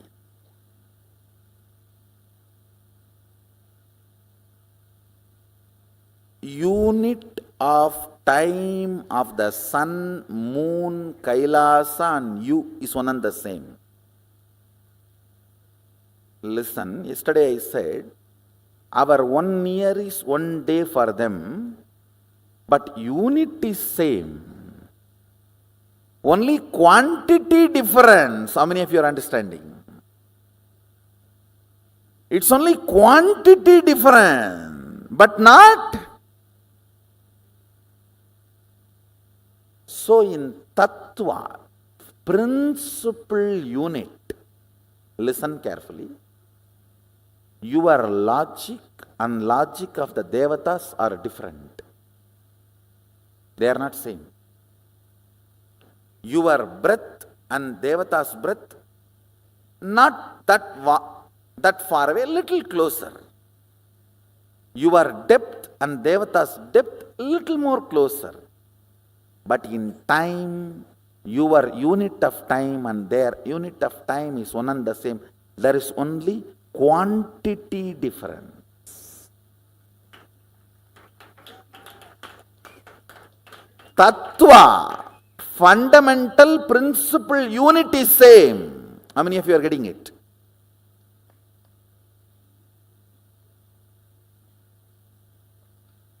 Yes. For us 1 year is their 1 day, but our 1 year is 1 day for them. It means what? Unit is same. Length repeated again and again, which became your muscle memory, is breath. Breath repeated again and again, which became your biomemory, is depth. Depth is your conclusions.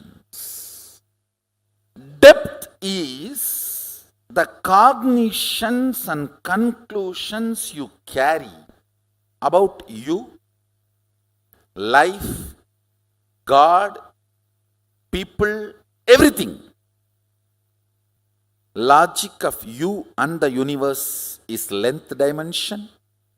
Rhythmic logic of you and the universe is breadth dimension. Cognitions from which the logic and rhythmic logic of you and the universe manifests is depth dimension. Your breath, when its frequency increases, it becomes your depth. Your depth, when the frequency intensely increases, it becomes your time.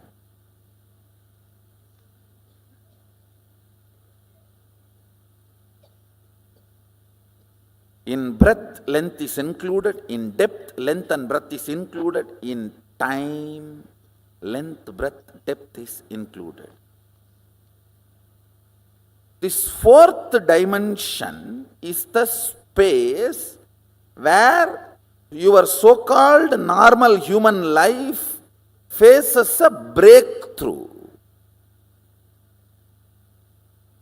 Listen carefully.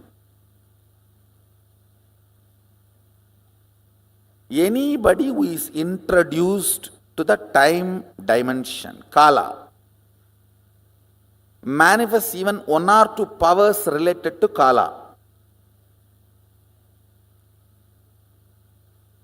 You are liberated from death. Listen carefully. You need to know the principal unit why you are manifesting powers or why you are not manifesting powers.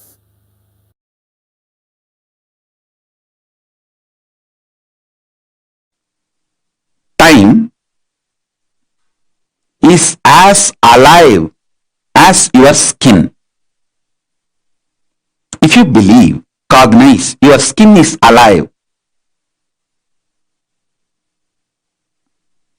If somebody massages your skin, you feel good. If somebody cuts it, you feel bad, pain. How much your skin is alive, that much, I should say little more than, much more than that, time is alive skin of the cosmos. Listen, where your skin ends, the skin of the cosmos, which is called time, starts. Actually, your skin and the skin of the cosmos both always touch each other. You can't be away from cosmos. Understand this?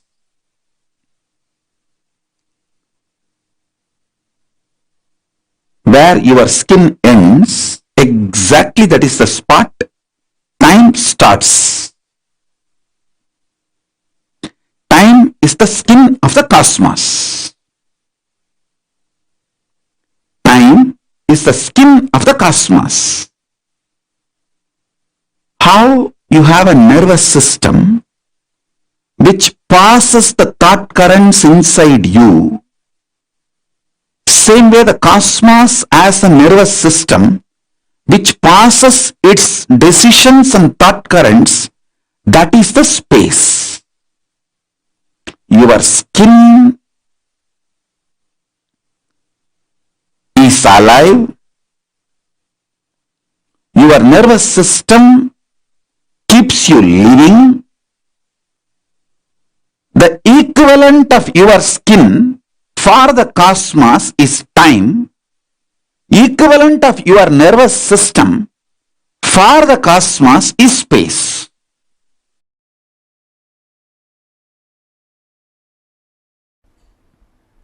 Listen carefully.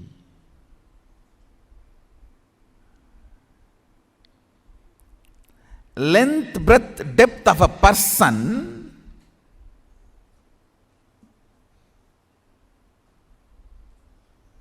is not he. The space he carries is he.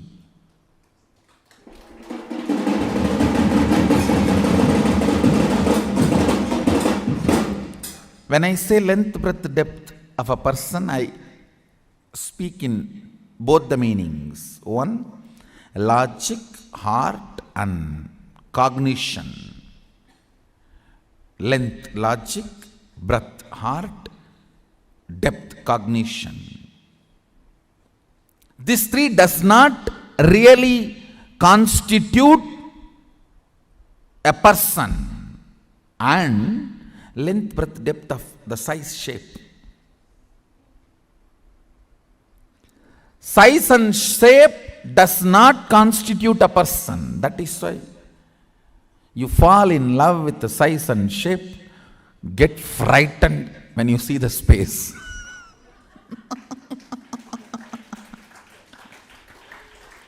Get thoroughly terrorized. Getting mesmerized by the size and shape and getting terrorized by the space is called marriage. A full cycle of marriage is getting thoroughly mesmerized by the size and shape, length, breadth, depth, and getting thoroughly terrorized. I have seen some of the people getting terrorized by the marriage so strongly, they decide forever in any janma no marriage.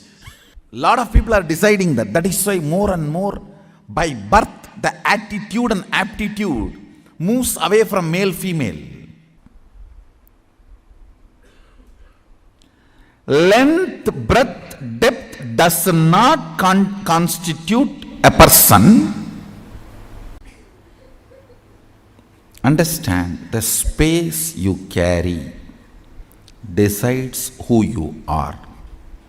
Your polished vocabulary, your sophisticated poetic body language, your cute romantic behavior, you will not be able to keep all this consistently even if you are an amazing actor. No. No. Be very clear.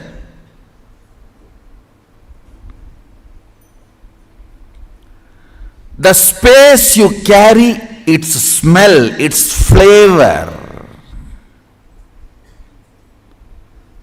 comes out of you like energy.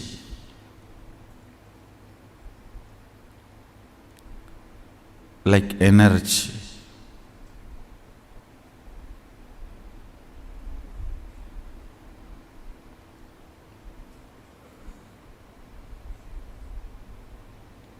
Many of the Indian restaurants use this as a tactic. They release a certain masala flavor. That whole area will have that masala flavor. The moment you enter that zone, you will feel like eating. That is also again like a marriage only. You go to the restaurant and you order what do you want. Then when you see what the other person has, you always wish you had ordered for that. And the other person is feeling the same.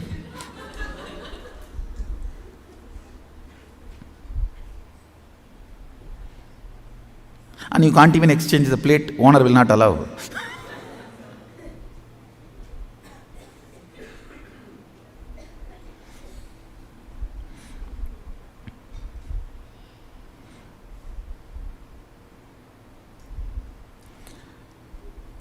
The smell, the flavor of your space, the flavor of your space is what I call Shakti. Understand? The explosion happening in your inner space is Shakti. Please listen. This is the good news for you.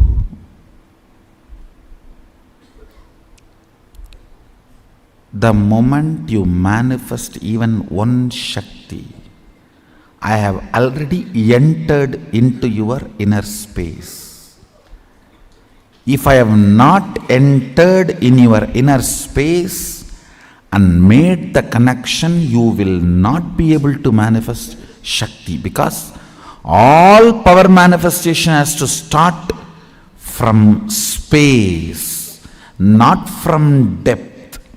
Understand that time is a non-existence power layer.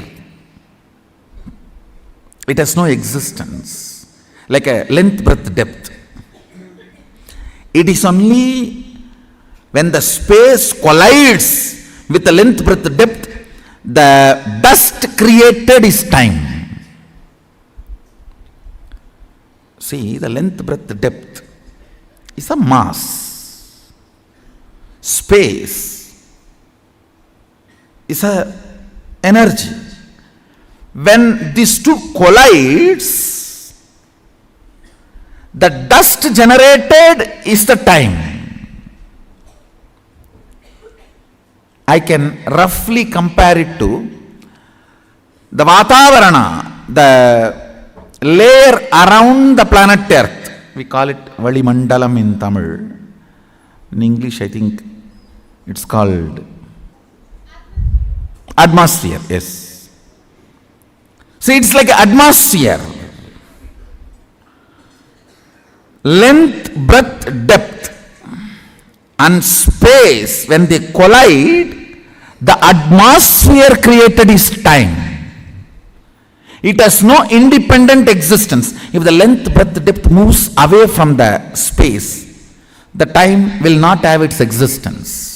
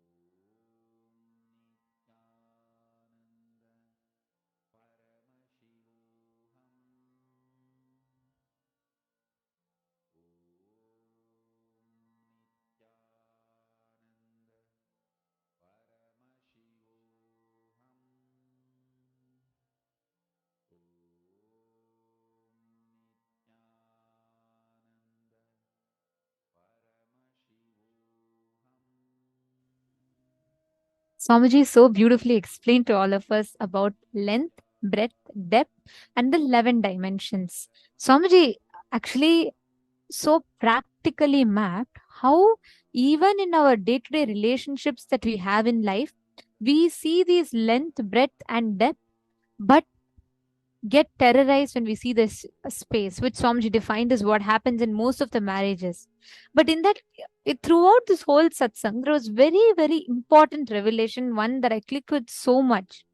Swamiji said, because of this one confusion in the length, breadth, and depth, because we get so lost in seeing the length, breadth, and depth in terms of sizes and shapes, so many people consciously decide to never get married for janmas together, which is why they take birth in bodies which is confused with genders. Such a powerful revelation, right? For how many of you this was so new? Can each of you share what did you click with in this revelation? Can I request each of you to please share?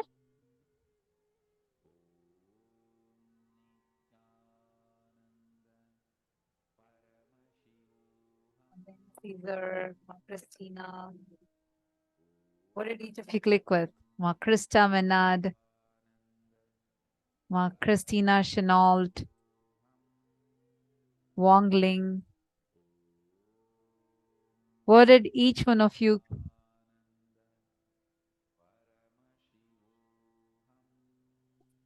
I think these 11 dimensions will open us up to the different portals where you will be able to experience the higher dimensions of reality in front of us. These 11 dimensions of the cosmos, understanding the length, breadth, depth, and how you exist beyond the length, breadth, and depth in the time and space, the permutation combinations of all of this. Ma Krista is saying it was new for her. Actually, Ma, if we just understand this one science that Swamiji revealed right now, we will be able to have a phenomenal understanding of the very way we will be able to see, perceive, or experience reality.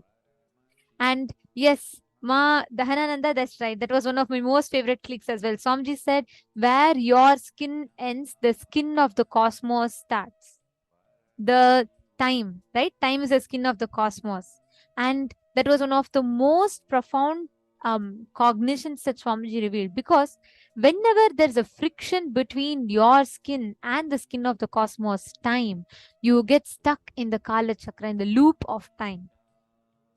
This one satsang, if you just contemplate on each of these one lines, it's so profound for us to understand, right? And so many levels we can apply. Susan Solander has also posted, breadth, depth, and length is not the real person. The space is a real person, comes out of you like energy. Yes, beautiful. Great.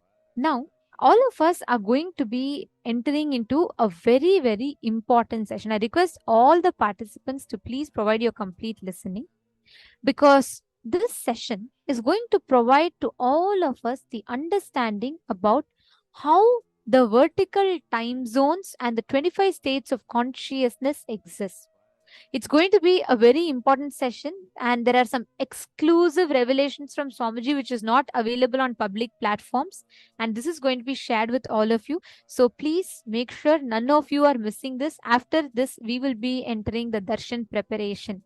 So I request all the participants to please provide your complete listening and do not miss this.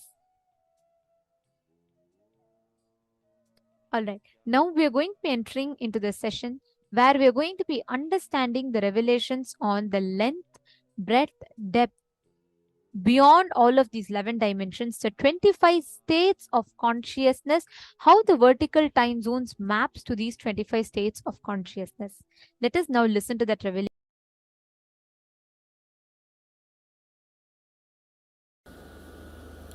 You have two levels of existing. Listen carefully. Two levels of existing. One with the thought currents, without the thought currents. With the thought currents means active inner image, constantly spitting thoughts. Without thoughts, in deep sleep, where I think some of you are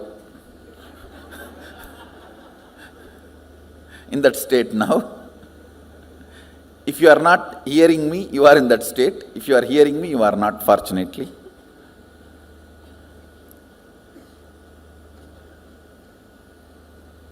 I'll repeat, listen.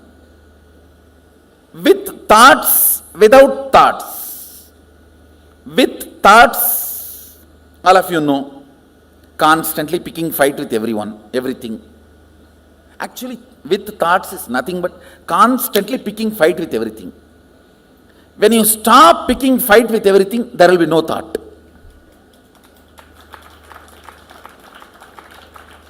Thought is tan in your existence. When there is uneasiness and you decide to pick fight with some part of you or the other, then comes thought.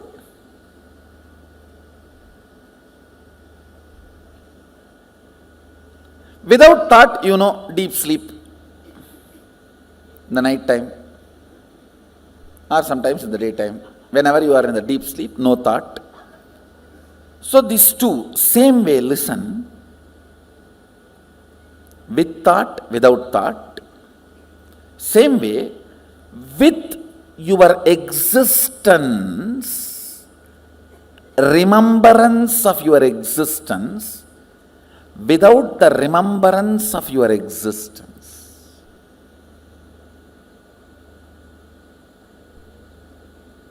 Listen. Listen. You need to listen to these words very carefully. With the idea, I exist, I consciousness. Without the idea, I exist. These two states, how many of you are able to understand? See, now, all of you have the idea, I exist. Am I right? The deep sleep, do you have that? That is why it is sleep.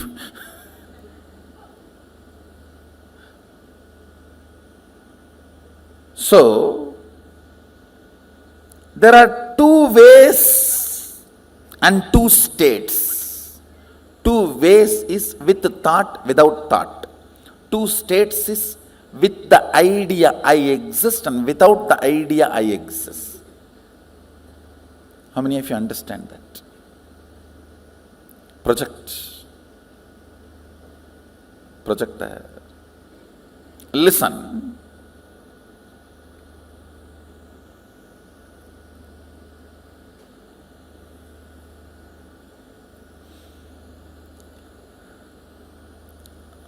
With the idea,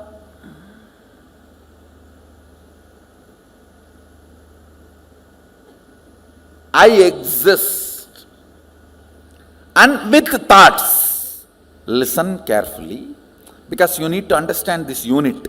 This is the fundamental unit. How the states of consciousness is formed in you. Why you go through what you go through in your life. Understand, ignorance is not cute. Ignorance of traffic rules is not going to save you from the traffic ticket.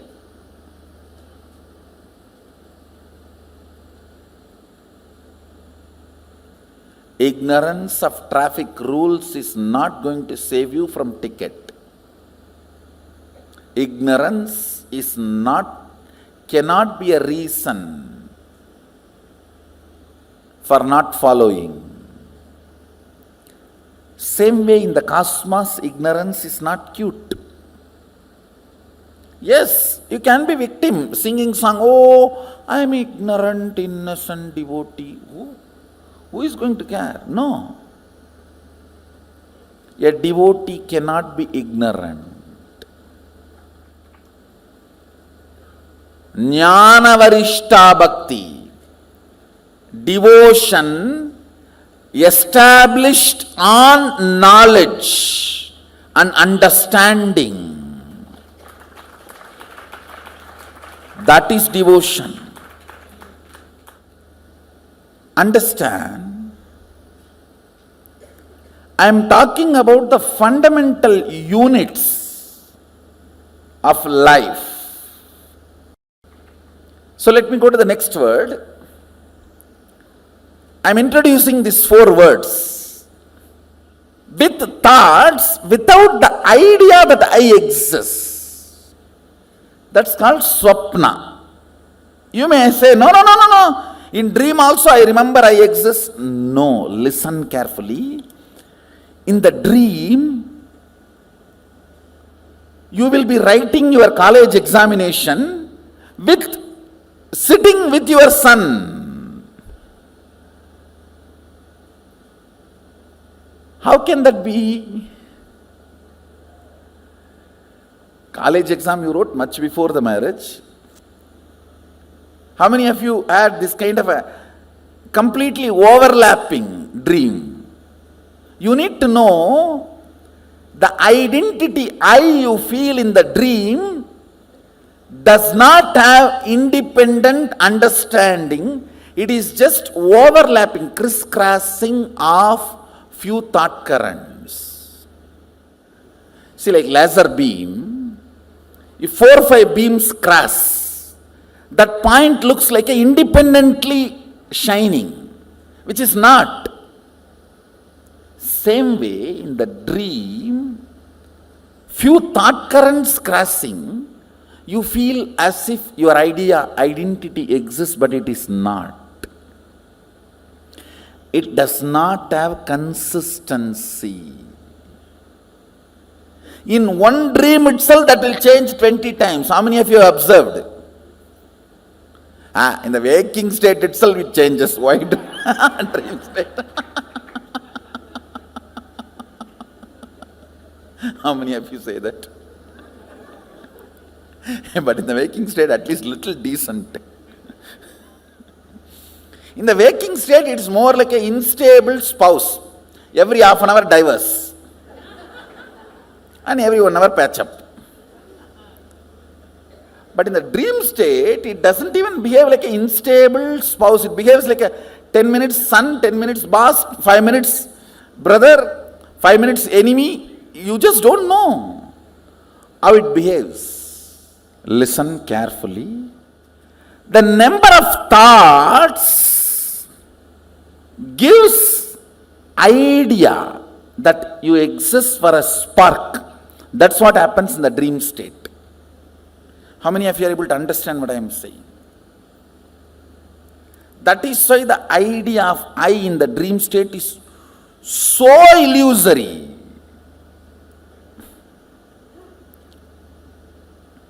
Many times you don't even remember you when you come back from dream. What was your idea about you? Seen but does not exist. That's a direct translation of the word swapna. Seen but does not exist. Where the idea of I does not exist, but the thoughts exist. Means the frequency of the thoughts is much higher. The idea of I, it has no existence. That frequency is almost like a zero. Then third word I am introducing, listen, where neither the idea I exists nor the idea thoughts exist. That is what is called deep sleep, sushupti. These 3 all of us experience in our day-to-day life. The 4th word I am going to introduce, it has no word. That is why it is called turiya. Turiya means 4th in Sanskrit. In Sanskrit, the word turiya means 4th. That's all. Because there is no word for it. Where the idea that I exist is there. I am there, but there is no thoughts. That is called the fourth state, Turiya. With the idea I exist, but without thoughts, is Turiya. With I plus with thoughts is waking state. Without I but thoughts is dream state. Neither I nor thoughts is deep sleep state. Only I, no thoughts is Turiya. Now I want you to remember these 4 words. Let me repeat. Jakrat means waking state. Swapna means dream state. Sushupti means deep sleep state. Turiya means fourth state, awakened state. There is a 5th word Mahadeva introduces in Agama called Turyatita, means not only you are awake, you are alive, you can move anything you want. See, if you have manifested the powers of moving a matter, how many of you are successfully able to move a matter? You have seen the glimpse of Turyatita. Turyatita is the state where awakening becomes power manifestation.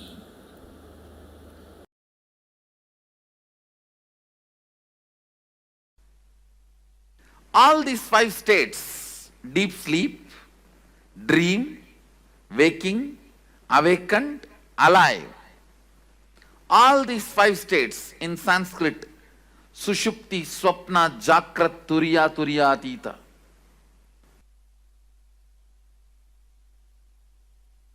All these 5 states cross each other. You may ask, how? Because you are no more a single integrated being. All the time, one part of you is planning, strategizing about your future and possibilities. The other part of you is just interested in denying you, which is strategizing. The part which goes on strategizing about you and your future is called mind, head, intellect, logic. The part which goes on denying you does not want the direction. Not because it is right or wrong, just it does not want. It's like a tantrum throwing child, what you call as heart emotion. Please understand, you have been given a very wrong idea, your heart and emotion is always right. No. Both are corrupt. Understand, both are corrupt.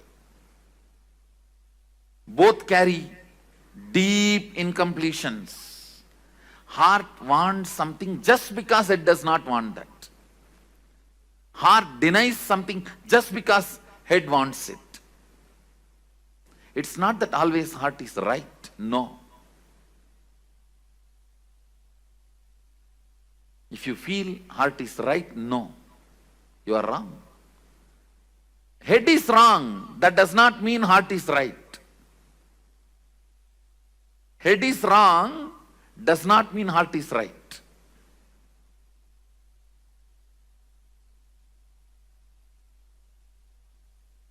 Sometimes head is right. That does not mean heart is wrong. Sometimes head is wrong. That does not mean heart is right. Both have their incompletions, both have their problems.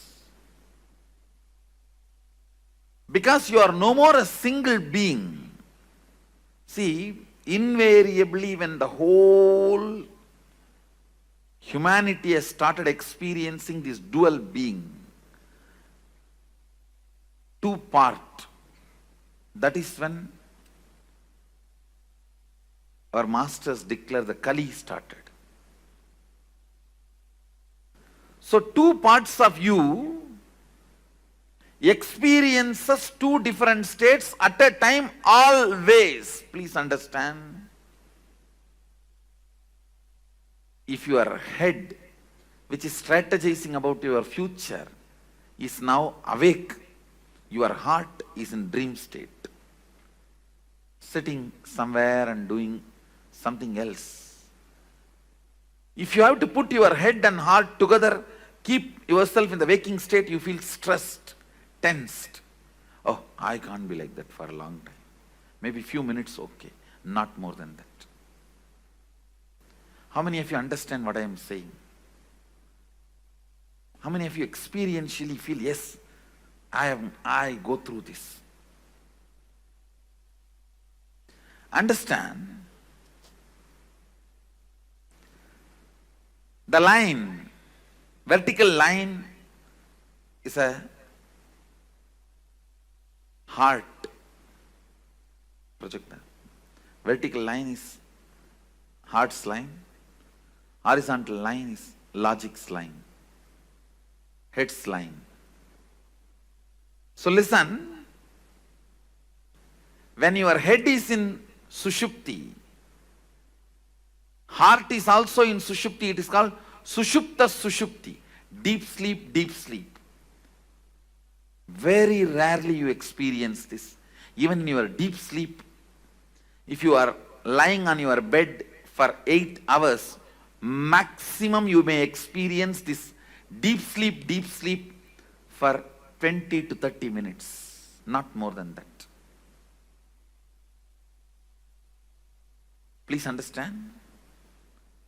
Head, heart, both parts of you experiencing Sushupti and Sushupti, deep sleep and deep sleep.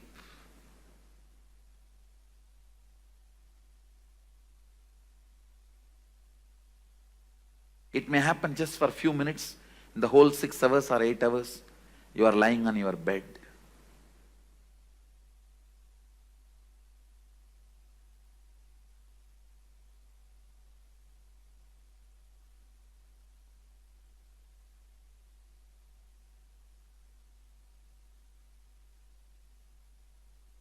When your head experiencing dream state and your heart experiencing deep sleep,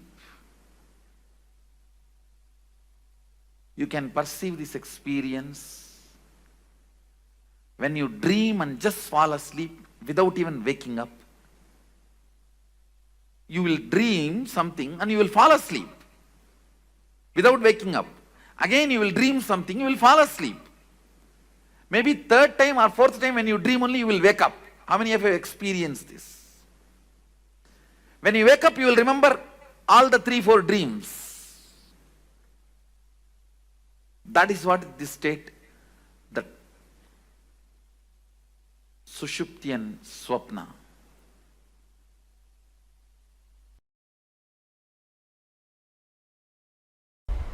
How many of you are understanding? State is not bad. Understand? All these 25 states of consciousness is 25 dimensions of you. You are 25 faces. You are 25 dimensions. In the waking state, how you are able to control larger part of you. You can control your hands. You can control your legs. Many things you can control in your waking state. When you want, you can get up and go and pick up a cup of tea. When you want, you can go and use the restroom. In the dream state, if you find a restroom, don't use. It's a trap.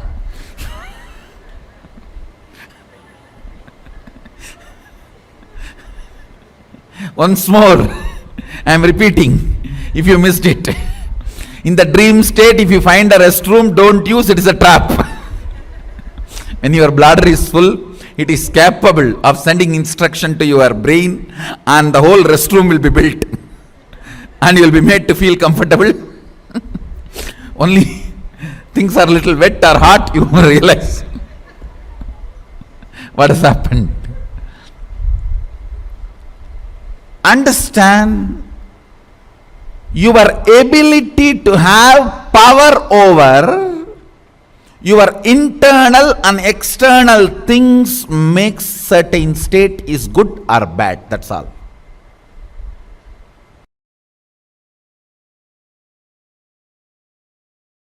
If you are in delusion, don't be afraid.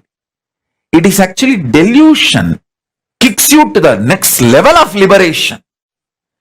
See, 3 seconds of nightmare not only gets you out of nightmare, it pushes you to the next level of state of consciousness called waking state. From dream, you are just kicked to the waking state. High. From dream, moving to waking state is like an enlightenment in dream state. So, if you had a very sweet dream, normal dream in your dream state, you would have just gone again back to dream state or deep sleep state. But if you had a nightmare, you can neither go back to dream state or deep sleep state. You have to be kicked to waking state. So, delusion in the delusion in the dream state is nightmare. But ultimately that nightmare does a great good thing that you are enlightened, pushed out of the dream state to the waking state. From waking state, if you are pushed to the Turiya, that is enlightenment. Same way, from dream, if you are pushed to waking, that is enlightenment in this level. Understand? Enlightenment means getting pushed to the next higher state of consciousness. From deep sleep, if you are pushed to the dream state, that's one level enlightenment. From dream state, if you are pushed to the waking state, that is one level of enlightenment. From waking state, if you are pushed to the Turiya, that is next level of enlightenment. From Turiya, if you are pushed to Turiyatita, that's the next level of enlightenment. So understand, the nightmare in your dream state is not as bad as you always think, because just the 3-second nightmare, and you need to know, no nightmare can be longer than 3 seconds. It's a law of life. In the dream, it will look like a long time, but actually, in chronological waking state time, it is only 3 seconds. So,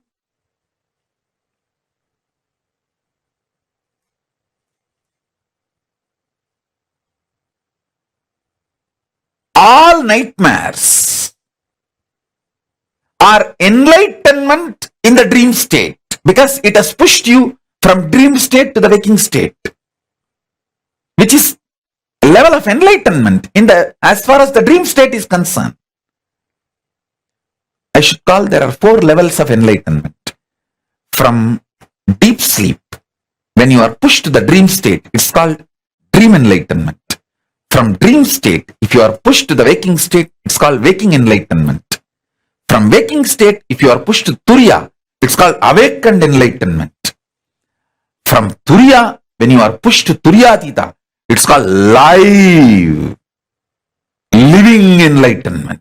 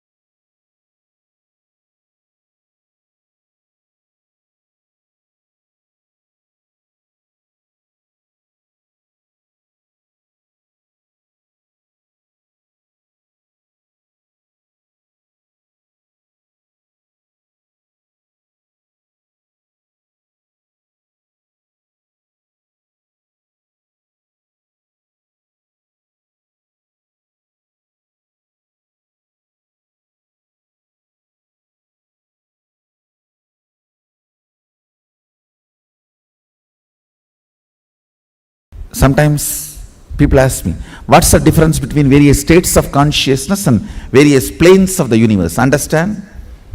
If you go to dream state and come back, what you see in the dream state, what others see in their dream state will not be same.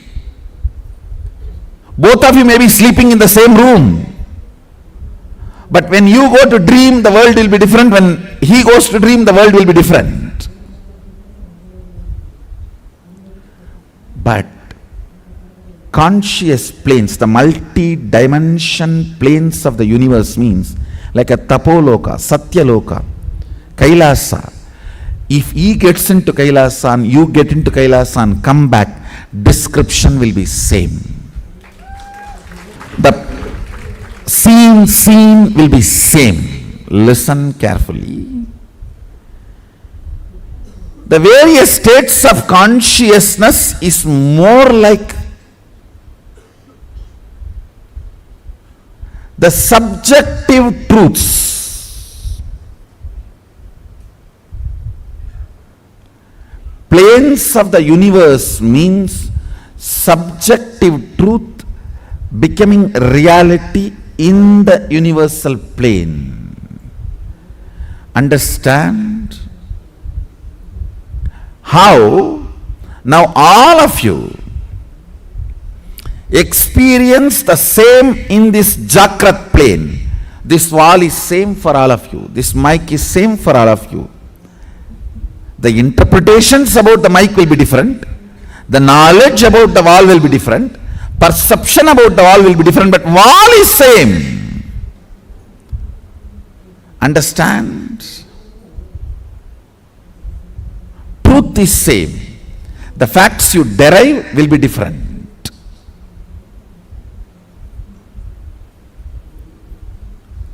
So this is the plane of Bhu. If you enter into the planes of Swa, Tapa, Satya, exploring those planes through the various states of consciousness, I should say, if we need to send the rocket to Mars, the fuel we need to fill is states of consciousness. If we need to reach Kailasa, we need to fill our being with Turyatita. The fuel is the states of consciousness. The place to reach the plane is those lokas. Sadashiva has given a very elaborate, detailed science. He has not left us orphans. Understand? If you leave your cell phone to your child and tell the child to call whenever he or she needs, and you have the capacity to appear the moment even he tries to type your number, you can't say you left your child orphan. No one can say your child has been left orphan. He has left us his cell phone number and he appears even if you start typing the number. Understand? He left the science to us. He has not denied it to the humanity. He has not denied it for the human beings. When the science is available, it's our responsibility to explore it. Of course, it's my responsibility to make it user-friendly for all of you.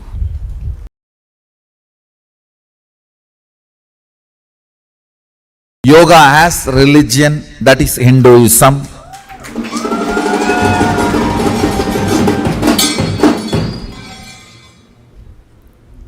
It is from the Hindu culture, Hindu tradition. Yoga has evolved. Hindu thought current. Yoga has evolved. It's a gift, we gave it to the world from the Hindu thought current. The original Vedic and Agamic description, definition of yoga, 3 levels: the science of exploring various powers, science of exploring various states of consciousness, science of exploring various dimensions of the universe. Understand? Some of the planets, the base material of the planet is diamond. You should know some of the planets are 80% diamond material.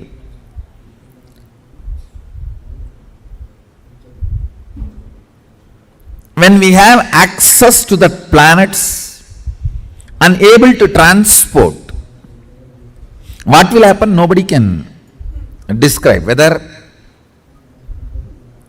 diamond market will collapse or value of our wealth will go up, we don't know.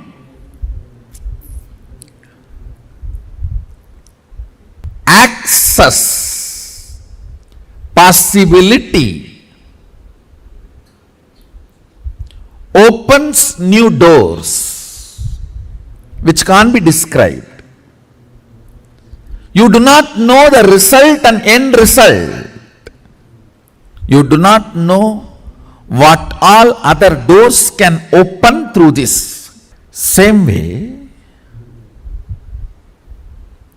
access to the multi-dimensions of the universe, you do not know how many new possibilities and doors open.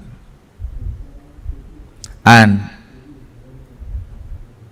not only Hindu tradition talks about access to other lokas, other planes of universe, it was a very common practice. In Hindu tradition, human beings having access are those beings contacting human beings. I don't even want to say in the modern day people are not doing it. No, we have enough of people who are doing it even now. The body which is fueled only by Sushupti, Jakrat Swapna means deep sleep, dreaming and little waking state once in a while because of cup of coffee. The body which was being dragged, functioning only with these states, if even little Turyatita is mixed, it is like, oh, wow. Today I'll put little Turyatita. You will see the kind of a alchemy change in the system. God, what is going on? What is he doing to my system? I am just changing the fuel. Multiple things will happen. One, a thorough healing of the body. All the repaired parts get healed. All the friction disappears. Then, ability of your mind to see, perceive, cognize Jiva, individual self, Jagat, universe, Ishvara, Sadashiva.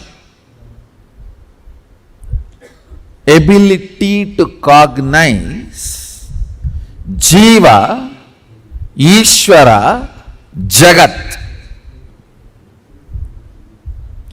ability to connect with the Jiva, Ishvara and Jagat becomes high when you are fueled with the Turyatita space and state.